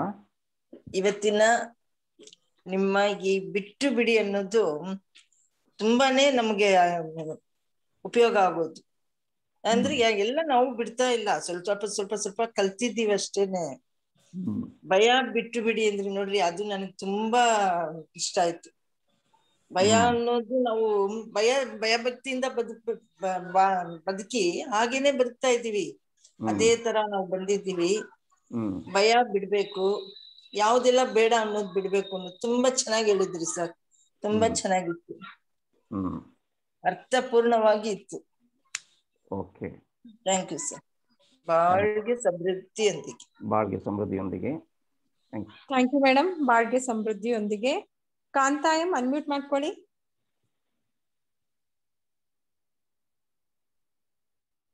ಬಾಳ್ಗೆ ಸಮೃದ್ಧಿಯೊಂದಿಗೆ ಸರ್. ಬಾಳ್ಗೆ ಸಮೃದ್ಧಿಯೊಂದಿಗೆ. ಪಾಯಿಂಟ್ಸ್ ಗಳೆಲ್ಲ ತುಂಬಾ ಚೆನ್ನಾಗಿತ್ತು. ವೈಯಕ್ತಿಕ ಶಾಂತಿಗೆ ಸಾಕಷ್ಟು ಪಾಯಿಂಟ್ಸ್ ಕೊಟ್ರಿ. ಮೋಹ, ಭಯ, ಅದರಲ್ಲೂ ಈ ದೇಹ ಮೋಹನ ಹೋಗೋದು ಯಾವಾಗ ಅನ್ನೋದು ಒಂದು, ಅದಕ್ಕೆ ಸಮಯ ತಗೊಳುತ್ತಾ? ಸಮಯ ಅಂತ ಇಲ್ಲ, ಅದು ಅರಿವಾಗ್ಬೇಕು. ದೇಹ ಅಂದ್ರೆ ಏನು ಅನ್ನೋದನ್ನ ಚೆನ್ನಾಗಿ ಅರ್ಥ ಮಾಡ್ಕೊಳ್ಳಿ. ದೇಹದ ಅರಿವು ಬಂದ್ರೆ ಎಲ್ಲ ಸರಿ ಹೋಗುತ್ತೆ. ಈ ದೇಹಾಭ್ಯಾಸ ಪುಸ್ತಕ ನೋಡಿ, ಫಿಸಿಕಲ್ ಹೆಲ್ತ್, ದೇಹಾರೋಗ್ಯ ಅಂತ ಮಹರ್ಷಿ ಬರೆದಿರೋದು. ಅದನ್ನ ದೇಹ, ಅದರ ಮಹತ್ವನ ಅರ್ಥ ಮಾಡ್ಕೊಳ್ಳೋಕೋಸ್ಕರನೇ ಆ ಪುಸ್ತಕ ಬರೆದಿರೋದು. ದೇಹ ಅಂದ್ರೆ ಏನು ಅನ್ನೋದನ್ನ ಚೆನ್ನಾಗಿ ಅರ್ಥ ಮಾಡ್ಕೊಂಡ್ರೆ ಅದರ ಮೇಲಿನ ಮೋಹ ಬೇಕಾ ಬೇಡವಾ ಅಂತ ಅರ್ಥ ಆಗ್ಬಿಡುತ್ತೆ, ನಿಮಗೆ ಅರ್ಥ ಆಗುತ್ತೆ. ಸ್ವಲ್ಪ ನಿಧಾನ ಆಗ್ಬೋದು, ಪ್ರಯತ್ನ ಪಡಿ. ಅದು ವೈಯಕ್ತಿಕ ಶಾಂತಿಗೆ ತುಂಬಾ ಒಳ್ಳೆ ಪಾಯಿಂಟ್ಸ್ ಕೊಟ್ರಿ. ಎಲ್ಲಕ್ಕೂ ಅನುಕೂಲ ಆಗ್ಬಿಡುತ್ತೆ ಅದೊಂದು ಹೋದ್ರೆ. ವಯಸ್ಸಾದವ್ರ ಮಾತು ಕೇಳಲ್ಲ ಅಂತ ಇತ್ತಲ್ವಾ ಸರ್? ನಾನು ಅದ್ರಲ್ಲಿ ಒಂದ್ ತಪ್ಪು ಮಾಡ್ತಿದ್ದೆ. ಅಮ್ಮ ಪ್ರತಿದಿನ ಒಂದು ಮಗುದು ವಿಡಿಯೋ ಹಾಕು ಅಂತಾನೆ ಪ್ರತಿದಿನ ಹೇಳೋರು. ಅದೆಷ್ಟು ಸರಿ ನೋಡ್ತೀಯಮ್ಮ ಅಂತ ಒಂಥರ ರೇಗ್ತಾ ಇದೆ. ಅದನ್ನೇ ಒಂದ್ 20 ಸರಿ 30 ಸರಿ ಪ್ರತಿದಿನ. ಸೊ ಹೌದಲ್ವಾ, ಅವ್ರ ಆಸೆ ಆಕಾಂಕ್ಷೆನ ನಾನು ತಪ್ಪು ಮಾಡ್ದೆ ಇದೆ. ಮತ್ತೆ ನಾನು ವಯಸ್ಸಾದಾಗ ಆತರ ಆಗ್ಬಹುದೇನೋ ಅನ್ನೋದು ನೀವ್ ಇವಾಗ ಪಾಯಿಂಟ್ ಹೇಳೋದ್ರಿಂದ ಅರ್ಥ ಆಯ್ತು. ತುಂಬಾ ಥ್ಯಾಂಕ್ಸ್ ಸರ್, ತುಂಬಾ ಚೆನ್ನಾಗಿತ್ತು. ಬಾಳ್ಗೆ ಸಮೃದ್ಧಿಯೊಂದಿಗೆ ಸರ್.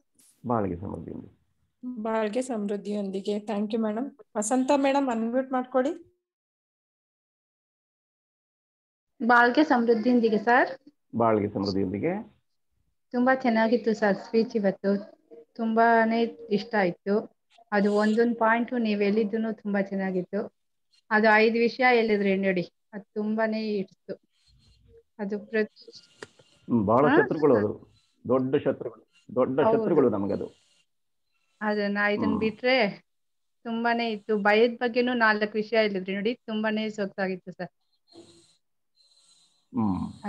ನೀವು ಸ್ಪೀಚ್ ಕೇಳಿದವರು ತುಂಬಾನೇ ಅರ್ಥ ಮಾಡ್ಕೋಬಹುದು, ತುಂಬಾನೇ ಚೇಂಜಸ್ ಆಗ್ಬೋದು. ಧನ್ಯವಾದ ಜೀವ. ಬಾಳ್ಗೆ ಸಮೃದ್ಧಿಯೊಂದಿಗೆ ಸರ್. ಧನ್ಯವಾದ. Thank you madam. ಬಾಳ್ಗೆ ಸಮೃದ್ಧಿಯೊಂದಿಗೆ. ಸ್ನೇಹಿತರೆ, ಇನ್ಯಾರಿಗಾದ್ರೂ ಈ ವಿಷಯಕ್ಕೆ ಸಂಬಂಧಿಸಿ ವಸಂತ ಎಸ್ ಅವ್ರು ಅನ್ಮ್ಯೂಟ್ ಮಾಡ್ಕೊಳ್ಳಿ madam. Vasantha S madam. S ಅಲ್ಲ, NK. ಬಾಳ್ಗೆ ಸಮೃದ್ಧಿಯೊಂದಿಗೆ ಸರ್. ನೀವ್ ಹೇಳಿದ್ ವಾಟ್ಸಪ್ ನನಗೂ ಬಂದಿತ್ತು ಸರ್, ಹರಿದಾಡ್ಕೊಂಡು. ಅದ್ರ ಬಗ್ಗೆ ನಾನು ಒಂದು ಚಿಂತನೆಯನ್ನು ಹಾಗೆ ತಯಾರು ಮಾಡ್ಕೊಂಡಿದ್ದೆ. ನೀವೆಲ್ಲ ಚೆನ್ನಾಗಿ ಕವರ್ ಮಾಡ್ಬಿಟ್ರಿ. Very good. ನಿಜ, ತುಂಬಾ ಡೀಪ್ ಆಗಿ ಯೋಚನೆ ಮಾಡಿ ನಾನು ಒಂದು ಪ್ರಿಪೇರ್ ಮಾಡ್ತಾ ಇದ್ದೆ. ನನ್ಗೂ ಇಷ್ಟ ಆಗಿ ಅದು. ಸೊ ನೀವು ಅದಕ್ಕಿಂತ ಹೆಚ್ಚಾಗಿ ಕವರ್ ಮಾಡಿ ಹೇಳ್ಬಿಟ್ಟಿದ್ದೀರಾ. ನಾನು ಹೇಳೋದು ಏನು ಉಳಿದಿಲ್ಲ. Thank you so much. ಇಲ್ಲ ಇರುತ್ತೆ ನಿಮ್ಮಲ್ಲೂ ಬೇರೆ ಬೇರೆ ಕಲೆಕ್ಟ್ ಆಗಿರುತ್ತೆ. ಅದೇ ಕಾಗದ ಬಂದಿದೆ ಕಮಲನಾಭನದ್ದು, ಅವೆಲ್ಲಾನು ನಾನು ಕವರ್ ಮಾಡ್ಕೊಂಡು ಅದ್ರ ಬಗ್ಗೆ I was just thinking over that. But ನೀವು ಅದನ್ನ ನನ್ನ ಮನಸ್ಸಲ್ಲಿ ಮಾತನ್ನ ಹಾಗೆ ನೀವು ಹೇಳಿದೀರಾ, ಅದು ನನ್ಗೂ ಇಂಪ್ರೆಸ್ ಆಗಿದೆ ಸರ್. ಅದೇ ಎಲ್ಲೋ ನಿಮ್ ಮನಸ್ಸಿನಲ್ಲಿ ಎಲ್ಲೋ ರಿಲೇ ಮಾಡ್ಬಿಟ್ಟಿದ್ದೀರಾ. ಇರ್ಬೋದೇನೋ ಸರ್, ಗೊತ್ತಾಗ್ತಿಲ್ಲ ನನ್ಗೆ ಹೇಗೆ ಅದು ಬಂತು ಅಂತಾನೆ ಗೊತ್ತಾಗ್ತಿಲ್ಲ. So I am sort of overwhelmed. ಆ ಪಾಯಿಂಟ್ಸ್ ಎಲ್ಲ ಓಕೆ, ನಿಮ್ಮಿಂದಾನೇ ನನಗೆ ಆ ಥಾಟ್ ಬಂದಿದೆ. Thank you. ರಿಯಲಿ ಇರ್ಬೋದೇನೋ ಏನೋ ಅನ್ಕೊಳ್ತಿದ್ದೀನಿ ನಾನು. Thank you so much sir. ಇರ್ಬೋದು. ಎಸ್ ಸರ್, ಅದೇ ಇರ್ಬೋದು. ಬಾಳ್ಗೆ ಸಮೃದ್ಧಿಯೊಂದಿಗೆ ಸರ್, ಚೆನ್ನಾಗಿತ್ತು. ಬಾಳ್ಗೆ ಸಮೃದ್ಧಿಯೊಂದಿಗೆ ಮೇಡಮ್. Thank you madam. ಸ್ನೇಹಿತರೆ, ಯಾರಿಗಾದ್ರೂ ಈ ದಿನದ ವಿಷಯದ ಬಗ್ಗೆ ಪ್ರಶ್ನೆಗಳಿದ್ರೆ ನೀವು ಹ್ಯಾಂಡ್ ರೈಸ್ ಮಾಡ್ಬೋದು ಸ್ನೇಹಿತರೆ. ಬಾಳ್ಗೆ ಸಮೃದ್ಧಿಯೊಂದಿಗೆ ಸರ್, ನಂದೊಂದು ಪ್ರಶ್ನೆ ಸರ್. ಸರ್, ಕೆಲವು ಸಲ ಒಂದು ವಸ್ತು ನಮ್ಗೆ ಸಿಗಲ್ಲ ಅಂತ ನೀವು ಆಸೆ ಬಗ್ಗೆ ಹೇಳಿದ್ರಿ, ಅಗತ್ಯದಷ್ಟೇ ಆಸೆ ಇರ್ಬೇಕು ಅಂತ. ಎಷ್ಟೇ ಅರಿವಿದ್ರು, ಎಷ್ಟೇ ನಾವು ಅದ್ರಲ್ಲಿ ತೊಡಗಿಸ್ಕೊಂಡಿದ್ರು, ಕೆಲವು ಸಂದರ್ಭಗಳಲ್ಲಿ ಒಂದು ವಸ್ತು ನಮಗೆ ಸಿಗಲ್ಲ ಅಂತ ಗೊತ್ತಿದ್ರು ಸಹ, ಅದ್ರ ನೈಜತೆ ನಮಗ್ ಗೊತ್ತಿರುತ್ತೆ, ಇದ್ರ ಯಾವುದೇ ಕಾರಣಕ್ಕೂ ನಮಗೆ ಇದು ಸಿಗಲ್ಲ ಅಂತ ಗೊತ್ತಿದ್ರು ಸಹ ಮತ್ತೆ ಮತ್ತೆ ಮನಸ್ಸು ಅದ್ರ ಕಡೆಗೆನೆ ಎಳಿತಾ ಇರುತ್ತೆ. ಇಲ್ಲ, ಅದು ಬೇಕು ಬೇಕು ಬೇಕು ಅನ್ನಿಸ್ತಾ ಇರುತ್ತಲ್ಲ, ಅದಕ್ಕೆ ಕಾರಣ ಏನು, ಮತ್ತೆ ಅದರಿಂದ ಹೇಗ್ ಹೊರಗ್ ಬರೋದು ಸರ್? ಬಹಳ ಒಳ್ಳೆ ಪ್ರಶ್ನೆ ತಗೊಂಡ್ರಿ. ಮನಸ್ಸು ನಾನಲ್ಲ ಅನ್ನೋದು ಚೆನ್ನಾಗಿ ಅರ್ಥ ಮಾಡ್ಕೊಂಡ್ರೆ ಇದಕ್ಕೆ ನಿಮಗೆ ಉತ್ತರ ಸಿಗುತ್ತೆ. Okay sir. ಈಗ ಮನಸ್ಸೇ ನಾನು ಅಂತ ಬಂದ್ಬಿಟ್ಟಿದ್ದೀರಾ, ದೇಹ ನಾನಲ್ಲ ಅಂತ ಬರಬೇಕು, ಈ ಮನಸ್ಸಿನಲ್ಲೂ ಮನಸ್ಸು ನಾನಲ್ಲ ಅಂತ ಬರಬೇಕು. ಸೊ ಈ ಎಲ್ಲ ಬಯಕೆಗಳು, ಆಸೆಗಳು ಮನಸ್ಸಿಂದು. ಮಾನಸಿಕವಾಗಿ ನಾವು ನಿರ್ಲಿಪ್ತತೆ ಪಡ್ಕೊಂಡ್ರೆ, ಮೋಹನ ಬಿಟ್ಟರೆ ಬಹುಶಃ ಇದು ಉತ್ತರ ಸಿಗುತ್ತೆ. ಸೊ ಮನಸ್ಸು ನಾನಲ್ಲ ಅನ್ನೋದನ್ನ ಚೆನ್ನಾಗಿ ಅಭ್ಯಾಸ ಮಾಡಿ. Okay sir. Okay sir, thank you so much. ಸ್ನೇಹಿತರೆ, ಇನ್ನಾರಾದ್ರೂ ಪ್ರಶ್ನೆ ಇದ್ರೆ ಹ್ಯಾಂಡ್ ರೈಸ್ ಮಾಡ್ಬೋದು ಸ್ನೇಹಿತರೆ. ಯಾರು ಇಲ್ಲ ಸರ್, ಮುಗಿಸ್ಕೊಳ್ಳೋಣ sir. Okay okay, thank you sir, thank you so much. ಸ್ನೇಹಿತರೆ, ಈ ದಿನದ ಆಧ್ಯಾತ್ಮಿಕ ಚಿಂತನೆಯನ್ನ ನಡೆಸಿಕೊಟ್ಟಂತಹ ನಮ್ಮ ಪ್ರಾಧ್ಯಾಪಕರನ್ನ ಹಾರೈಸುವ ಸಮಯ. ಎಲ್ಲರೂ ಮನಸ್ಸನ್ನ ತುರಿಯಂನಲ್ಲಿ ಕೇಂದ್ರೀಕರಿಸೋಣ. ಪ್ರೊಫೆಸರ್ ಕಾಂತರಾಜ್ ಸರ್ ಮತ್ತು ಅವರ ಕುಟುಂಬ ಬಾಳ್ಗೆ ಸಮೃದ್ಧಿಯೊಂದಿಗೆ, ಅವರ ದೇಹಾರೋಗ್ಯ ದೀರ್ಘಾಯಸ್ಸು, ಬಾಳ್ಗೆ ಸಮೃದ್ಧಿಯೊಂದಿಗೆ ಅವರ ಆಧ್ಯಾತ್ಮಿಕ ಸೇವೆ ಹೀಗೆ ನಿರಂತರವಾಗಿ ನಡೆಯಲಿ ಎಂದು ಹಾರೈಸೋಣ. ಬಾಳ್ಗೆ ಸಮೃದ್ಧಿಯೊಂದಿಗೆ. Thank you sir, thank you so much. ಸ್ನೇಹಿತರೆ, ನಾಳಿನ ಕಾರ್ಯಕ್ರಮದ ವಿವರಗಳು ಈ ರೀತಿಯಾಗಿದೆ.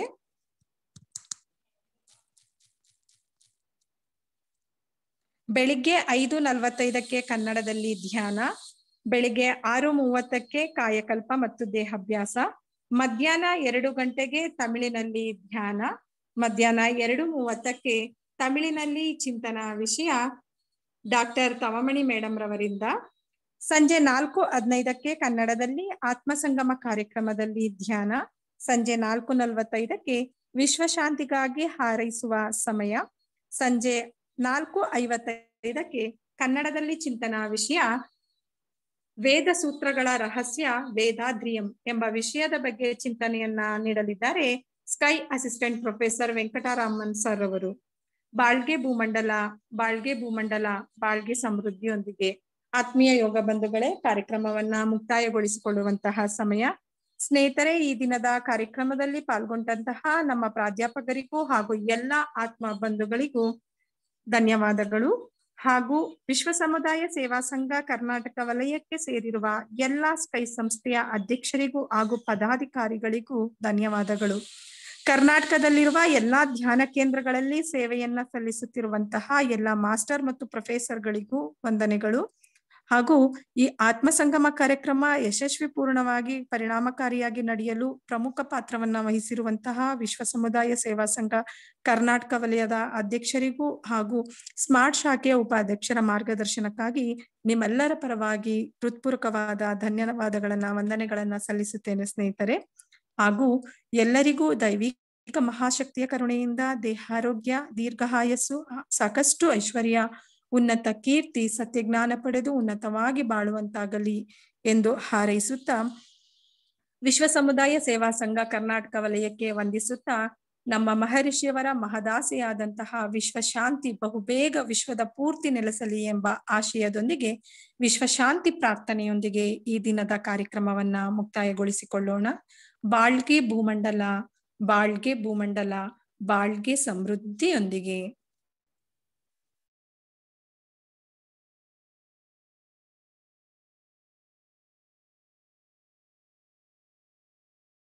ವಿಶ್ವಕ್ಕೆಲ್ಲ ಸಕಾಲಿಕ ಮಳೆ ಸಾಕಷ್ಟು ಸುರಿಯಲಿ, ರೈತರೆಲ್ಲ ಧಾನ್ಯವನ್ನು ಹುಮ್ಮಸ್ಸಿನಿಂದ ಬೆಳೆಯಲಿ, ಹಲವು ಉದ್ಯೋಗಗಳ ಮಾಡುತ್ತಿರುವ ಕಾರ್ಮಿಕರು ಉನ್ನತಿಯಾಗಲಿ, ವಿವಿಧತೆಯಲ್ಲಿ ಏಕತೆ ಕಾಣುವ ಸಂಸ್ಕೃತಿಯನ್ನು ಉತ್ತಮವಾಗಿಸಲಿ, ಕಲಹಗಳು ಪೈಪೋಟಿ ಹಗೆತನ ಮೀರಿದ ಆಡಳಿತ ನಡೆಯಲಿ, ಅನಕ್ಷರತೆ ಸಾಲ ಬಡತನ ಕಳಂಕಗಳು ಮರೆಯಾಗಲಿ, ಸುಖ ಬಾಳನ್ನು ನೀಡುವ ಸತ್ಯ ಜ್ಞಾನ ಜ್ಯೋತಿ ಬೀರಲಿ, ನಮ್ಮ ಕರ್ತವ್ಯ ಧಾರ್ಮಿಕ ಬಾಳ್ವೆಯ ಗುರಿಯನ್ನೇ ಉತ್ತಮವಾಗಿಸಲಿ, ನಮ್ಮ ಕರ್ತವ್ಯ ಧಾರ್ಮಿಕ ಬಾಳ್ವೆಯ ಗುರಿಯನ್ನೇ ಉತ್ತಮವಾಗಿಸಲಿ, ನಮ್ಮ ಕರ್ತವ್ಯ ಧಾರ್ಮಿಕ ಬಾಳ್ವೆಯ ಗುರಿಯನ್ನೇ ಉತ್ತಮವಾಗಿಸಲಿ. ಬಾಳ್ಗೆ ಭೂಮಂಡಲ, ಬಾಳ್ಗೆ ಭೂಮಂಡಲ, ಬಾಳ್ಗೆ ಸಮೃದ್ಧಿಯೊಂದಿಗೆ.